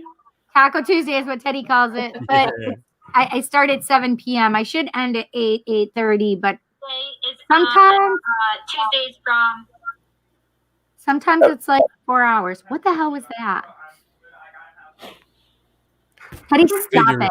It's Ted. Got to run the whole network, fucking it up. This is what we. I love it because Elizabeth Plummer's on there. I have to go to the live feed so I can see the comments. She's like, "Okay, what's this?" Well, and so then also on Thursday nights from 8 to 10 p.m. I am on Justin D, my podcast. I don't do any readings on that podcast. It is everything and nothing, and you know. Cindy, how hard is it to connect with people to do readings? Is that not for me? It's not. It's just so interesting to do that like virtually. Well, you have to think about it this way.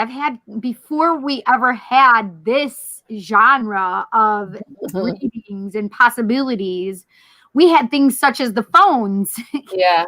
And I mean, I have always done things over the phone. I have clients that were in Germany before I had, the virtual stuff. So, I mean, I would literally be doing a reading in Germany with her, so this isn't anything different or new. It's basically tapping into somebody's energy, and it doesn't matter where they are in the world or anything like that. It doesn't matter the medium that I'm using, right? Mm-hmm. Did you guys even catch that? Nobody caught that. I did. But yeah, it's not that it's any more difficult or easy. I like being able to see everybody. So yeah. I'd rather see everybody because I have StreamYard too. So I can record our sessions. And obviously with COVID, I still haven't been able to get to my office to do one-on-ones, but with this, it gets I can still see their faces. I still do phone readings. I still do, the readings over here online with StreamYard, and it's the same as it ever was, right? No, that's great. You have to think about it this way. I mean, when even if I'm in person with somebody and suddenly I'm, telling them about the inside of their house and describing it, I'm not in their house while I'm describing it. I'm away from them. You know what I mean? And it freaks a lot of people out that I do that. But it's more of an energy thing. It's things that I'm picking up psychically, clairvoyantly, whatever. Very cool. I've grown to know you a little bit as we talk here and there, and you've got such a wild personality, and then everybody knows that. So it's been so much fun just getting to know you as a person as we go down the road. And as as we've all become technically friends, Kenny, we're second time meeting. Apparently I thought this was the first time, but yeah, it's our second time ever meeting. So everyone's so cool here. Oh, Teddy. Teddy. That's hysterical. Oh my God. I tried to find Post-it notes tonight to stick, and I couldn't find it. Is that a transformer, one of the dino transformers? No. It's just a walking, talking dinosaur. Oh, okay. That's cute. Grown man playing with toys. Listen, you should talk. You just had a Wonder Woman pop toy in your hand. For me. Yeah. That's awesome. There you go. But we've got about 20 minutes left. Yeah. Jen and I will end as we go. But is there anything with everyone here, like to push forward for WLFE-DB? Like, does just put their words out right now as far as this is a tough one to say because I'm talking to my creator at the moment, and then like everyone here who is OGs in this. So it's like for WLFE-DB. I wish I had that little drum set. I'm going to buy that right now. Is there anything else to be said for WLFE-DB as far as we go? We're going live on TV. I think they should start paying you for how many times you say it. I know. Right. He says it like on a phone conversation with me. He says it at least 20 times. I'm like, don't you have that by memory yet? All right, guys, we got another one jumping in real quick, which is cool. Let's add to the stream since we only got a little bit left. But add another family member. Hello, everyone. Hey. Hi. What's happening? Hi, Matthew. Oh my God. Hey. Hi. How are you? I am great. How's everyone else? Good. Good. Pretty good. We're here, my friend. Sober. So Matt's on a couple shows on WLFE as well. Explain it. Okay, so yes. He's so glossy. So explain it. Tell us now. Get to the point. Okay. Ted's not wasting any time. No, It wasn't me. It was Dom. It's Dom's show. What the hell do I care? It wasn't me. It was all said the whole time. Yes. So I'm on Across the Pond, which is every Sunday at 4 p.m. Eastern Standard Time with Brian and Brett. And Brian and I are both in Pennsylvania. Brett's over in London. And the three of us just kind of chit-chat and talk about whatever, really. I love their show. Yeah, thank you, Ted. we were just talking about it on our show, actually. Yeah, Oh my we God, did. thank you so much. Yes. Literally, I remember it was not, I'm not even kidding, no joke, like maybe 5-6 weeks ago, the three of us were on FaceTime chatting and we're like, oh my God, let's make a podcast. And we had no idea that I was going to get to this point. Like to be on the WLFE-DB radio and to be on Roku, like we had no idea. We're just like, we just want to make a show where we can just like shoot the shit. Like we didn't realize it was going to get this far. And like, Ted reached out to us and then like with, Cutting Edge and Roku. God damn it, Ted. Yeah. Right? It's Ted's fault. Ted is the dream maker. And wait, hold on. Matthew, just in case, I didn't hear what network it was on. What is it again? WLFE-DB radio. Yes. Oh, wait, I didn't say it correctly. WLFE-DB radio. What Cindy said. Oh. Oh. Oh, God. But yeah, you can catch me on Sundays on Across the Pond as Matthew. But as you can see from my name, you can catch me Wednesday nights as Scarlet Overkill on Inside the Drag Closet with Jay DeVere, Amethyst Diamond, Anastasia Diamond. So yes. Yeah, and they're not sisters. Yeah, they're not. I love Robert White right now on WLFE-DB radio.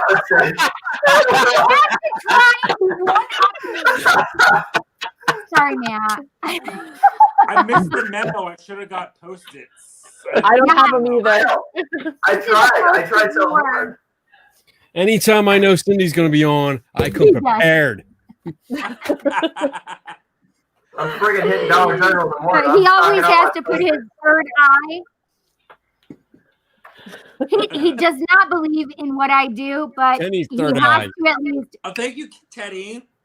Teddy, you're so cute, my little Teddy Poo Poo.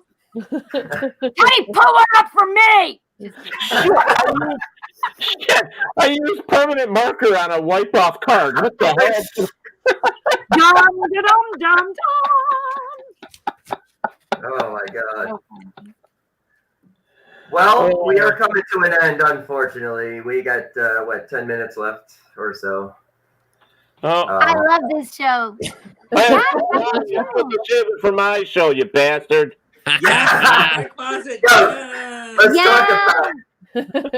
Bad word. Bad word. I have all these from. I still have mine too. Hang on. We have to talk about this because the whole thing with the Post-it notes and the cards is that when Talk with Teddy first started out, we just needed something to do, and we had games and stuff. But Kenny and I, for some reason, we started this whole Post-it note thing, sticking them to our forehead and stuff, and we just started having fun with it. So Kenny started doing this thing where he put, "Oh, I love the show," you know, and every time we swore, it would say "bad word," you know. It was just fun. There you go. Yeah, that one. Because you have to have a visual, you know, to go along with this stuff for the video casting. So.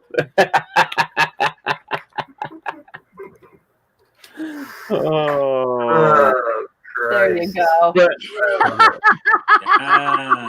I love it. Oh, I just have to say,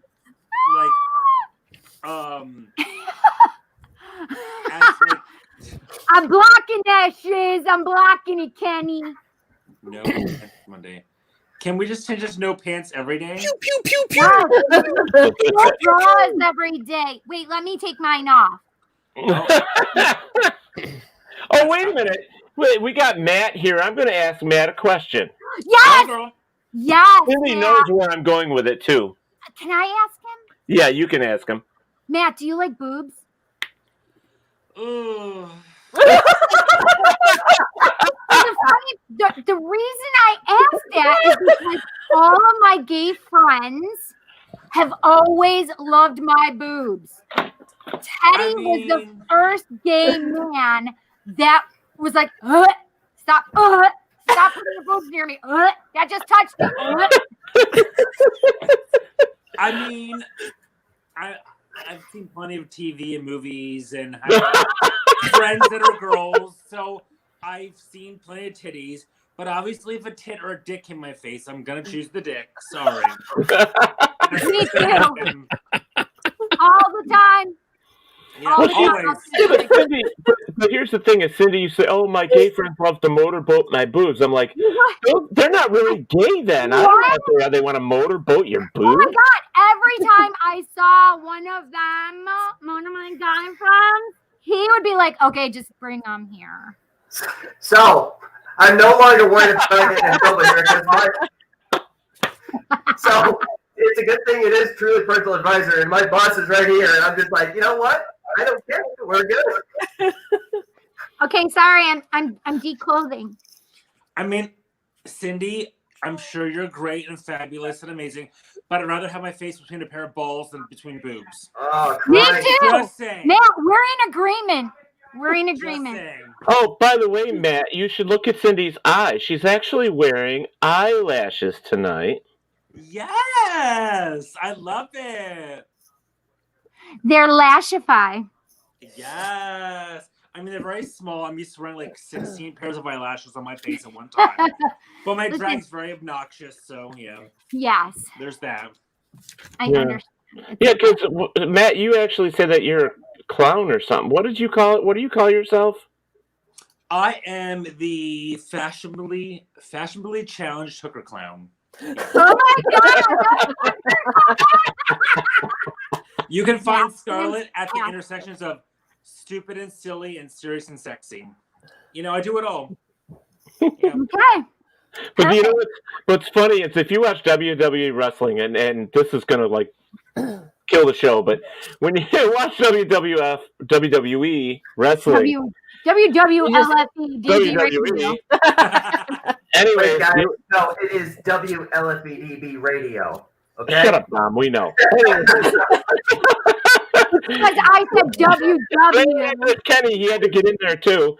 But anyway, yeah, you know how many people are watching this going, we're never watching this network again, right?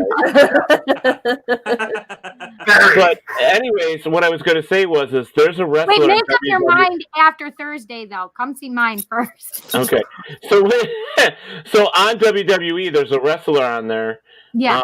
His name is oh shit! Now I lost it. Of course I did. Oh man, you suck. Right. Yes, I do. Anyways, oh shit. Teddy sucks. Teddy sucks.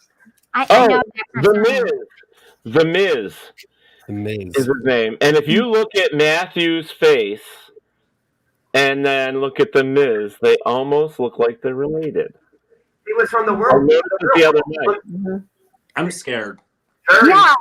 The Miz is hot. He's from the real world, from back in the day. Oh yeah, he is. Well, Yeah. thank you. You know, I tried.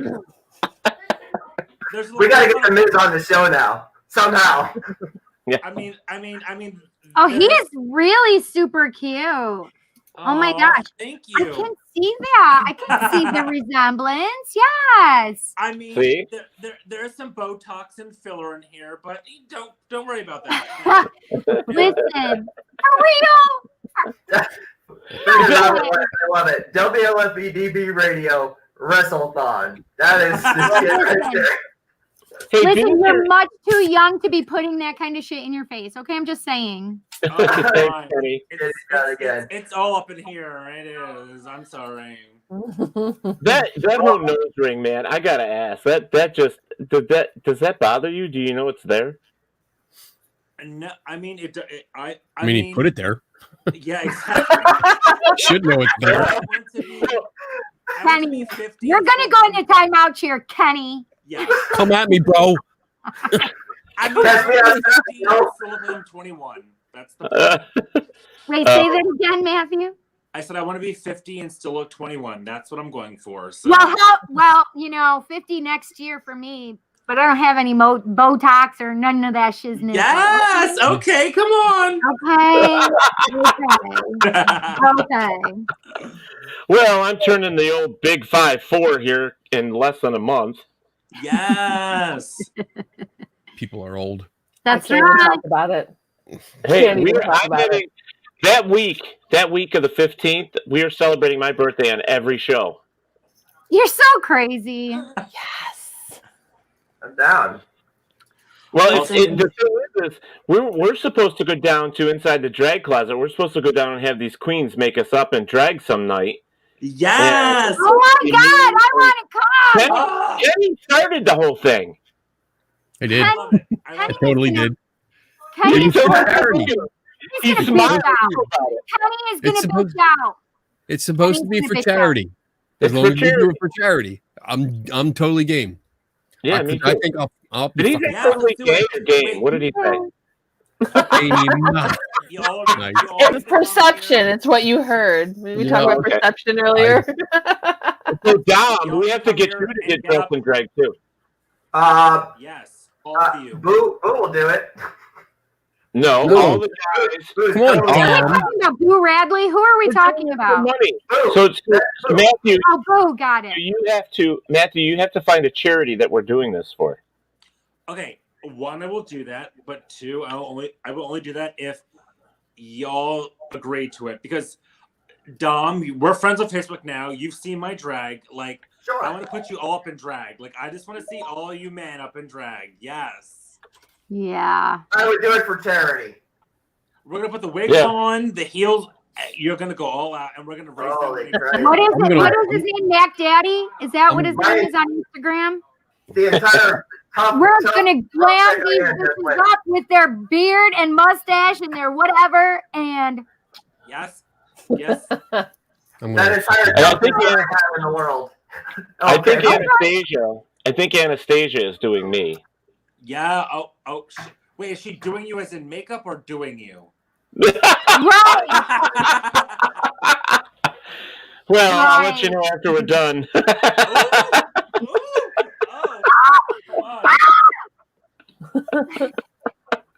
What are we down to, like the 4-minute marker, guys? Who cares? Yeah, all right. Who cares? I really don't either. It's not like you're on cutting edge tonight. Well, we're all good. I don't have to work tomorrow, so I'm good. Don't worry, you plugged the network like 1,000 times, so you're good to go. What network? What network? WLFE-DB radio, my friend. Look on his damn wall. Look on the backdrop. I mean, he's got it everywhere. I'm surprised it's not on his damn shorts. It's going to be tattooed on my neck soon. No, do not do that. Got to keep a tough reputation. Come on now. You're messing with WLFE-DB radio. Do I have a tough reputation? I got a tattoo on my wrist. Don't cry. But you're. Oh my God, Baby Yoda! Baby Yoda! Oh my God, Baby Yoda! Listen, Kenny, mine says "Get the fuck out of ego." That's what her tattoo means. That's what my tattoo means. Does everybody here have a tattoo? At least one? Yeah. Tattoos? Are you kidding me? I'm covered.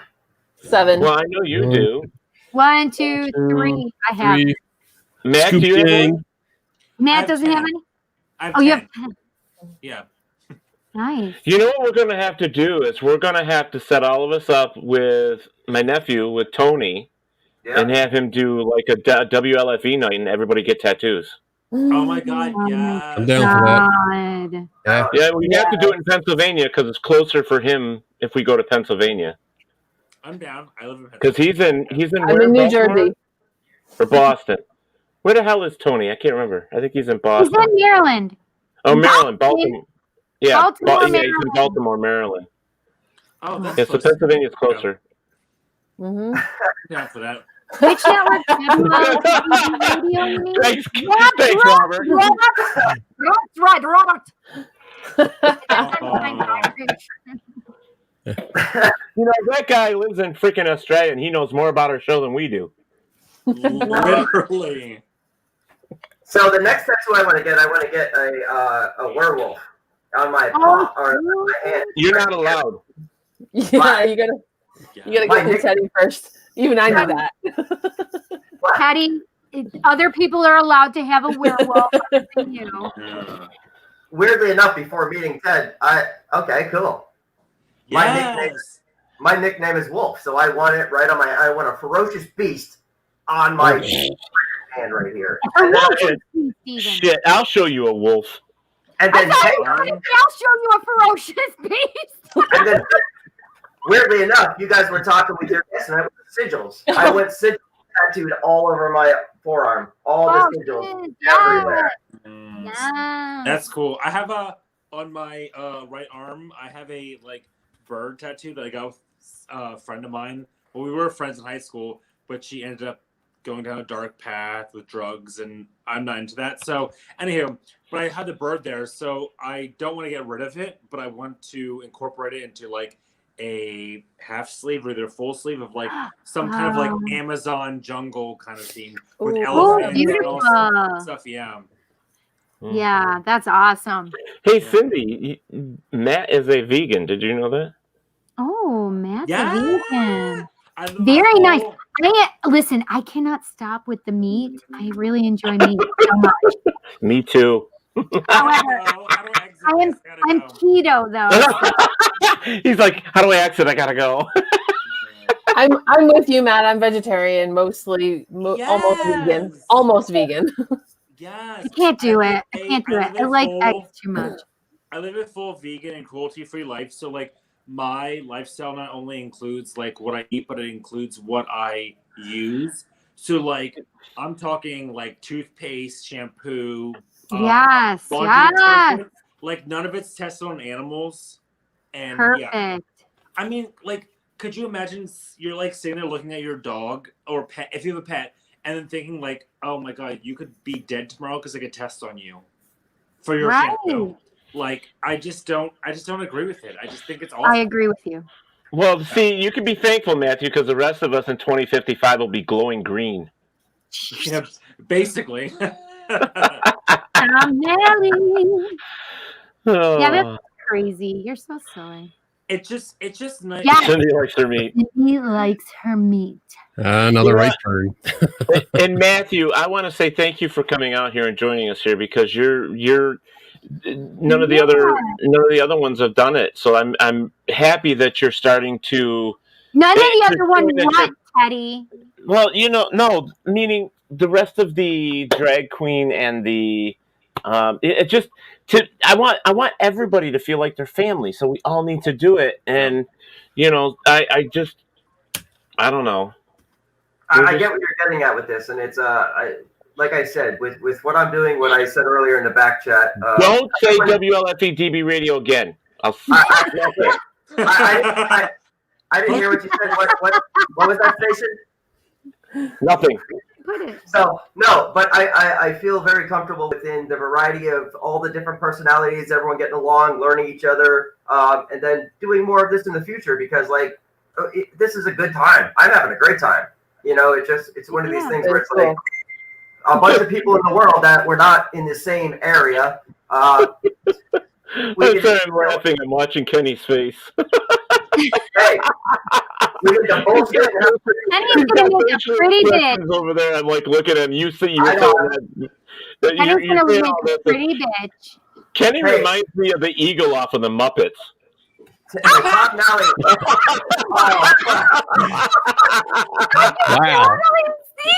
I'm dead. I'm dead. Tom Nally has something really important to say, and he really wants to get it out there. And I think this is very important for Tom Nally to say. Okay. Shit. He's bringing him out, isn't he? No, I want everyone to take this very serious. Thank you, Tom. Yes, Tom. Yes. Wait a minute. Oh, shit. How do I invite him right now? I'd love to bring him. All right. Oh, my. Listen, just put him under me. Invite. So let's go. Oh, God. You're such a meanie. Kenny. I agree. Dicks. You guys are dicks. No, I like Tom. So do I. I don't like that I can't see comments. Damn it. God. You guys are like, No, I like Tom. We've done a couple videos together. Yeah, we love Tom. We're just picking on him. I know you are. Give me a Because he's moment. not here to defend himself. Catty bitches, that's what I was going to call you to. Catty bitches. Give me a moment. I'm bringing him. Hey, Robert White just said, here he goes, I said it a little bit before on the show, but I'm seriously thinking of making up show affiliates and whatnot in tarot cards. I know. I wasn't kidding. I thought it was so much fun. So all of us would have our own tarot card. Ooh. Oh my God, that's awesome. That's really cool. Yeah. That is cool. Oh, by the way, Matt, I should tell you that Miss Genevieve up her husband is an artist. He's a he's an artist. That's all. I don't know. What else do we call him? He's an artist. He's an artist. Anyways, we're all supposed to get her a picture of each of us, and her husband will do up a cartoon of us, basically. What? Yeah, he does some really cool stuff. I love it. I've been wanting a caricature of myself so I can use it in my intros or something. Well, hopefully what he'll do is hopefully with the picture I send, if we can get it to work, he's going to take my photo to where I'm transitioning into a werewolf. I think it'd be cool. He's so excited about that. That's awesome. Yeah. Yeah.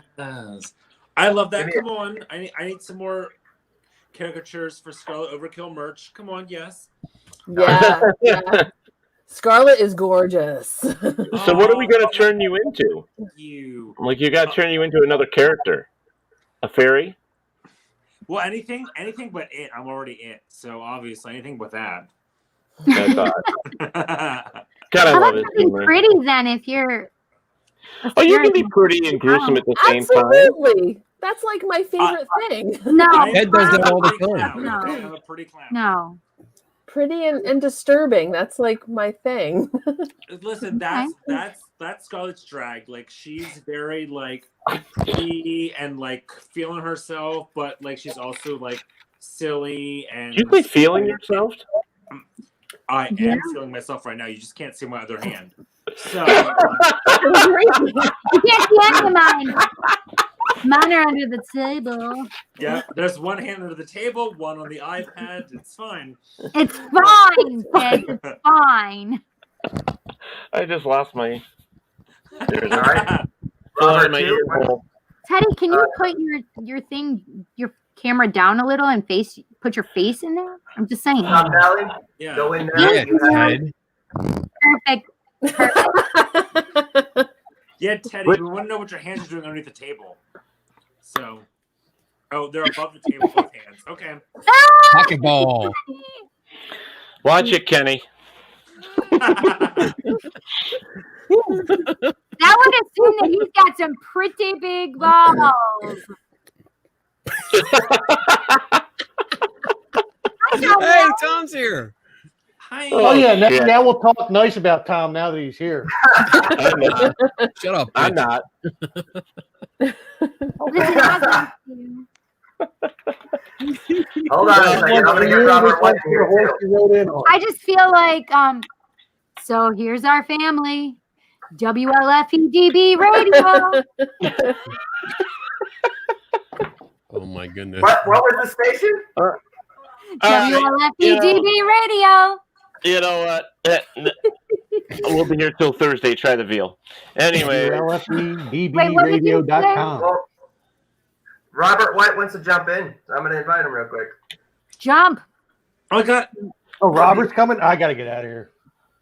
And see, Matthew, so now you're used to having a Brit on your show. Now you're going to have an Australian, an Aussie on here with you.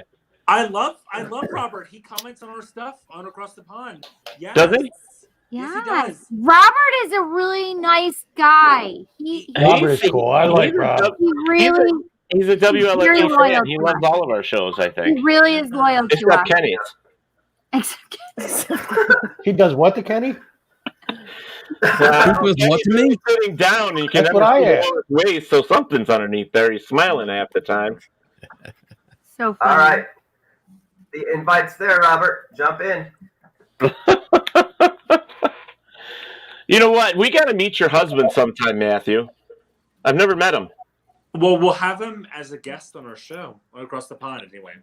Wait. Yeah. Teddy, did you watched the episode that Jade and I did with our husbands? Jeremy was on that. Oh yeah, I saw that too. Yeah, Jeremy was on that. You know, that's Matthew, right. Matthew, one of the guys on your show is from not far from where I am. Here's actually. Robert. Hi, Robert. What's happening, Robert? Hey, I have that T-shirt, Robert. I know. I gave it to you. Yeah, exactly. But I got something better. Yeah, you got your Godzilla.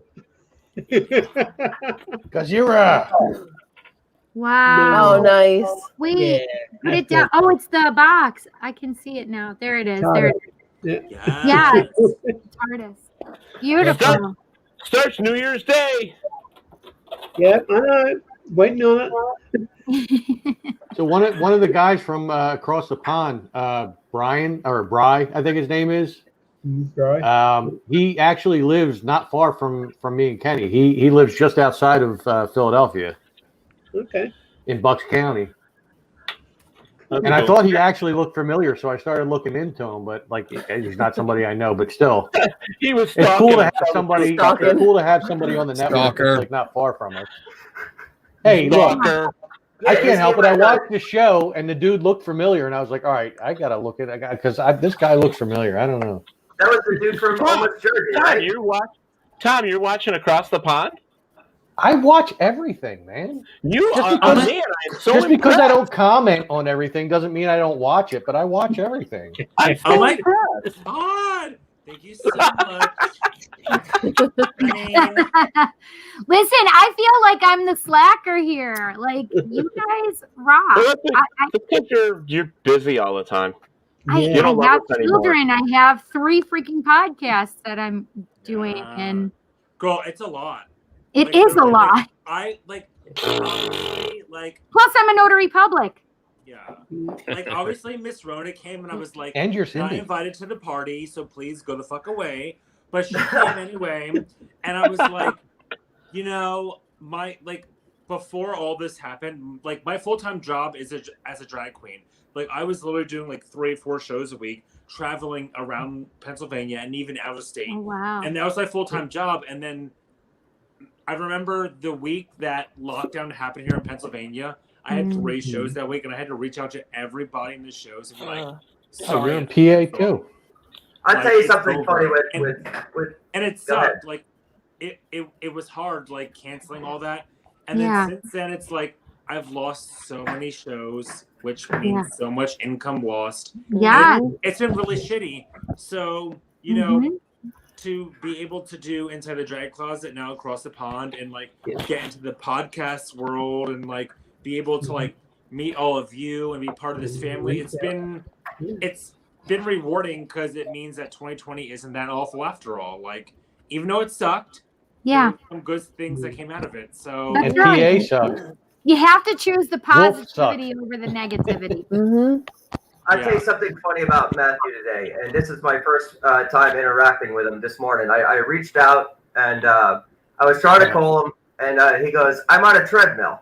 And I'm like, cool, no worries. And then it was like, I think, an hour and a half went by, 2 hours, and I'm thinking in my head, how the fuck far do you run? Well, I did play soccer in middle school, and I love cardio, so I love running the treadmill. And I run. I'm not. I run so far away. But like, seriously though, I'm used to getting like my it may sound weird to everyone else, but I'm used to getting my exercise doing drag, like being on stage and my dancing and performing. Like, I'm used to that, and then like.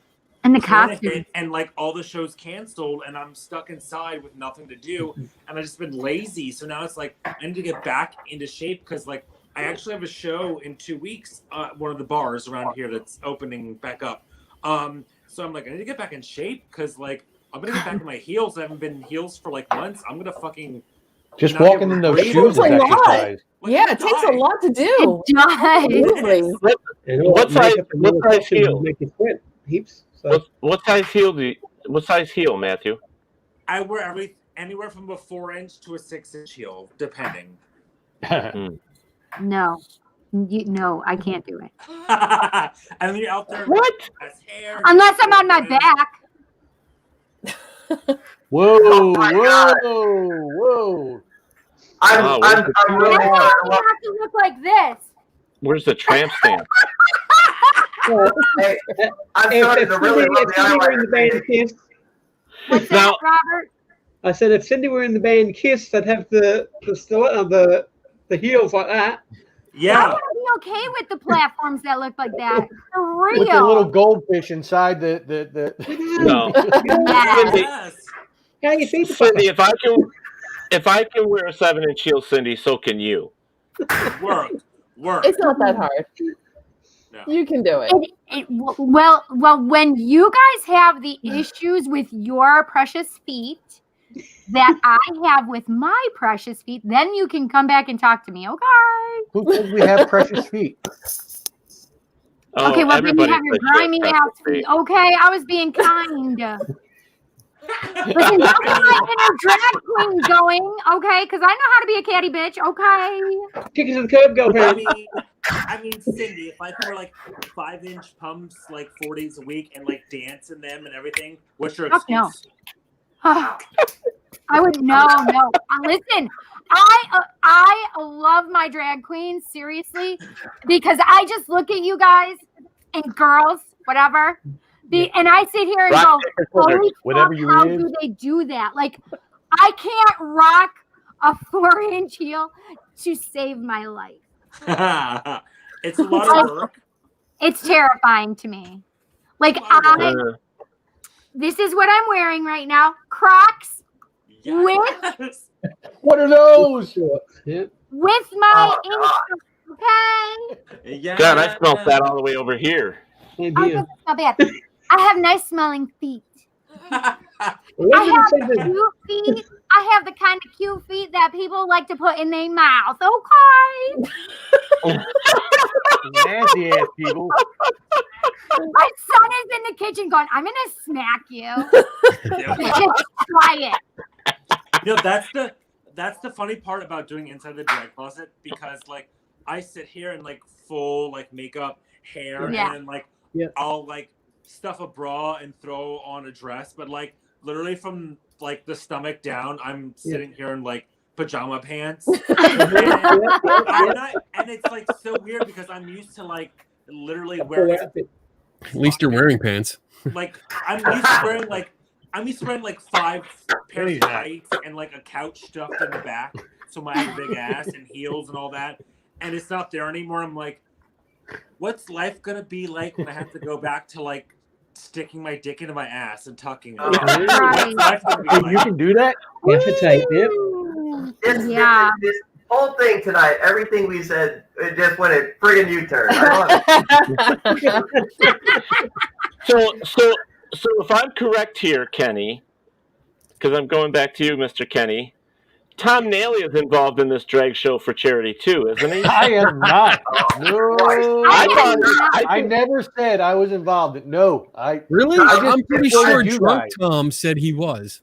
You are. Tom might have been drunk. We better go give him the replay. Ooh. I think he said. He's not remembering if he was drunk. Yeah. Well, I think Tom said his words were something along this line. If I do it, I'm going to throw your girls to shame. So, that's what his thing was. He would look better than me and Kenny. That's what he said. I do remember that. Yeah, I think you're both delusional. I remember that. You will not look I'd like to know what acid you guys are on. That's hot.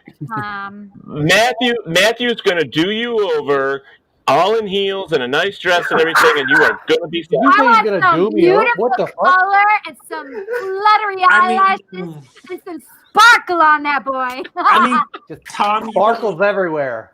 Tom, you look great, drag, but you will never outdo me. Bye. Bye. I wasn't even going to try. It was never my intention. Do you guys remember the Andy Griffith show? The old lady, was her Beth, or what was her name? Aunt B. Aunt B. Yes. That's what Tom's going to look like in drag. Oh my God! This is really rare coming from the oldest guy in the room. I'm just saying. No, you're not. Patty's the oldest guy in the room. That's what he said. That's what he said. Oh, coming from the oldest guy in the room. But you know what? This old bitch is going to look marvelous. That's right. No, not marvelous. You're not going to look like Spider-Man. You're going to look fabulous. Can we legit have all you guys in drag and like do like strut off or like a runway walk and like us queens judge? Oh my Lord!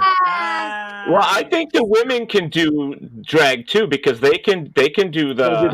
Listen, I've dressed in drag before, okay? And listen, my man was damn good. And besides, we all know that I say I got a bigger dick and bigger balls than most of the men I know. Yes. Same. You just killed Dom. Dom's balls and dick just went up inside him, so he doesn't even need to tuck it. Oh my God, no, I'm perfect. You don't have to talk anymore. And he's wearing a hat that says the Lamb of God. It's a metal bag. We have just violated this child. I mean, You have been violated. I mean, if your dick and balls are already up inside you, I don't have to teach you about tucking. You're good, girl. You're good. You're so good. And removing the gaffer tape would hurt. Yeah. I think Matt needs to do. I think Matt needs to create a video of us how to tuck. We need to have instructors. Wait, you can't do something like that. I don't. Pornographic. Yeah, it's gonna be rated. So it would have to be on obviously. Pornhub. Yeah. I don't. Well, Or what's that one? like the airline airline things where they teach you how to do the tuck and like the Yeah. do it like that. Wait, Robert sounds like he knows what the hell he's talking about, and I'm a little I worried. love how this show just totally went somewhere else. We Kenny, started this out is with like an like, author and went to tucking. Yeah, we went to this. I don't fucking know anymore. Well, Robert lives in Australia. Robert lives in Australia, where one of the best gay films was never filmed. Wait, Priscilla. that's the reason why they call it the land down under. I'm just saying. I mean, This is what happens, Dom. You got to just get used to it. When you get too many of us together, Yeah. You have no control. and he tries it, There's and he nothing you tries it a can do. lot, he always loses control. You There's all nothing made my you can night. do. Trust me, you all made my night, and that's all that counts. And we're all part of. I don't remember what station it was. WLFE-DB radio. WLFE. Who knows? I will say It's this. just- I will say this: when it comes to tucking, two things. One, put the gumballs back in the gumball machine, and one, lead the elephant back to the watering hole. And you're good. My gumballs haven't dropped far enough to put them back in the gumball machine yet. So I'm just saying. That is amazing. Can I just watch that being happen? What? I'm starting my apology note right now. Right back to our. Tom is actually writing out his apologies to send them out by snail mail. Anything, Matthew? I won't touch anything. I will just want to watch. Is that okay? Oh God! I just want to No, watch. it's not okay. That's how all porn movies start. I mean, I am a watcher, and that is fun. But this is just for I'm a wiener watcher. knowledge. I'm a wiener watcher every day. Well, Cindy, think of it this way: you can save a lot of money and just do one of those viewing in one of the back rooms. Oh Stop, boy. stop doing When I tried. It you just can just came do a out. remote view into one of the back What are rooms, you? One of the back rooms? like where they're dressing. Yeah, right. Can I just be back there? That would be awesome. No. So we have some really famous drag queens from here in Rochester, New York. Yes, you do. You have Miss Kasha Davis. Yes, Ambrosia Salad. I love her. You know what? I've worked with her so many times. She's the sweetest drag queen ever. I fucking love her. And Darian Lake. And yes. We have lots of them here that have gone on and and some prior to them, Maya Douglas, one of the most well-known queens from this area. What did you say now? So Aggie Doon, Aggie Kasha Doon? Davis, Good one, Darian Lake. Yeah. Man, I want an asshole bear. Yeah, we all earned that. I earned that. Don't you have an asshole? I have an asshole, but I'm not mean like an asshole. Like, Oh, Somebody You is. know what they say. Who are you pointing to? You went like all the way around. There. Peter missed it. What Nice. did it say? He said it was the first. It was the first time they seen us. Turn his head around. Yeah. Yeah, first time we embarrassed Dom. Basically, we had to turn his head. There it is. That's the first time I've ever seen anyone make Dom turn his head around. Nice. That's cute. Dom, do you live under a rock? Are you sheltered? No, I don't. But it's like,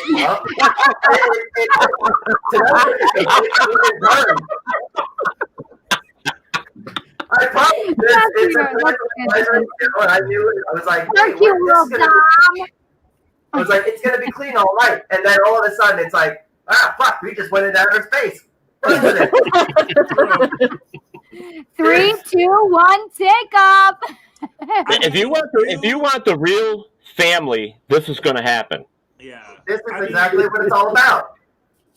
This is Dom, you invited a drag queen to your show. What did you expect was going to happen? Right. It's all, hey, this is exactly everything I wanted to happen as far as we're all here. Fuck yeah. Cheers, guys. And WLFE-DB radio. The next person that says the word shenanigans is going to get pistol whipped. Shenanigans! Oh, he wants to be pistol What's the whipped. name of that place that you freaking like? It's got all the tchotchke shit on the walls. Shenanigans? Sorry, I can't help myself. I'm just going with it because I love that movie. Big Yoda. Just so that everybody knows, I just sold Dom WLFE-DB radio because I'm done after tonight. Does John have something to say about that? Does John have something to say about that? So does that mean I'm going to be the one sued after tonight? So it'll be WDOM radio. Oh, Dom radio. Shit, that sounds pretty sexy to me. WDON DB Welcome radio. to Dom. Dom the boss. Dom the boss. See, the problem is that I don't own the network, so I don't get sued. Right. We are not going to sue Big John. Invisible John. Right, I gotta go. You gotta go. I gotta go. Bye. Later, Kenny. Have a good New Year. Thank you, brother, man. I only thought I was going to be on here for like 10 minutes. That's like a vortex. This is the most hour and a half later. I promised everyone 5 minutes, and here the fuck we are. I don't know how it happened, but here we are. Yeah, well, you know what? Is that Kenny would blame me anyways, because every time I came in my show, he's like, "Oh, I told him it's only going to be like an hour," and he's like, "Yeah, 2 hours, 3 hours, 2 hours later." That's funny. All right. Yeah, I got deadlines I got to work on. So, all right, take it easy. All right, later, brother. Bye, Kenny. Later, brother. Bye, Thank Kenny. you. Oh, wait. Kenny, look. Boom.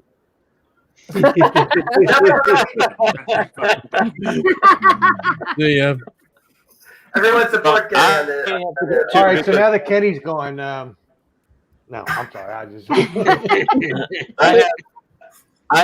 I have a ton of videos to finish and shit, so I have a lot to do as well. So I need to get out of here. I may just say screw it and go watch wrestling. That would. No, it's going to be cool. As of this moment, I'm going to remove everyone but Jen. I want to thank everyone for being here, and we're going to do this again, variety show. And I want Jen to end this show tonight. So I appreciate you all. Cheers. Yeah. Thank you for everything you all are. Jen's like, I'm ending the show? What the fuck? It's not my show. You're the co-host, Jen. I'm cheersing with my seltzer. So good news, everyone. All right, guys. All right. Cheers, guys. Bye, I guys. appreciate you. See ya. All right, guys. Yeah.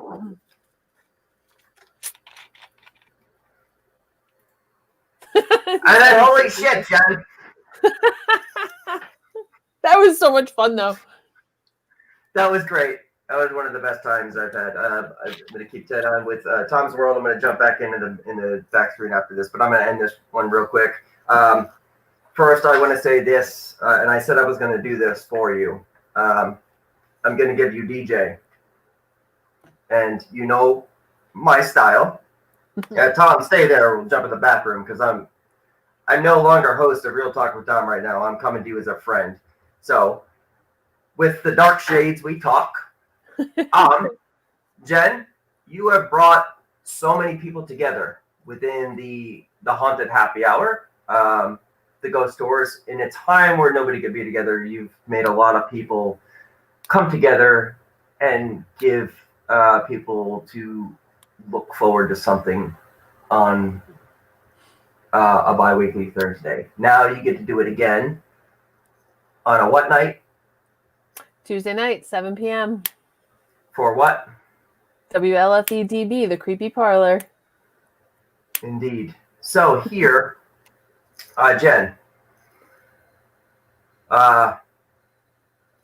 control to gateway, fire your engine. Thank you for being a part of Real Talk with Dom, and you forever will be my co-pilot. Thank you so much. This is awesome. But now you fly. So, before we go in the back room, you ready?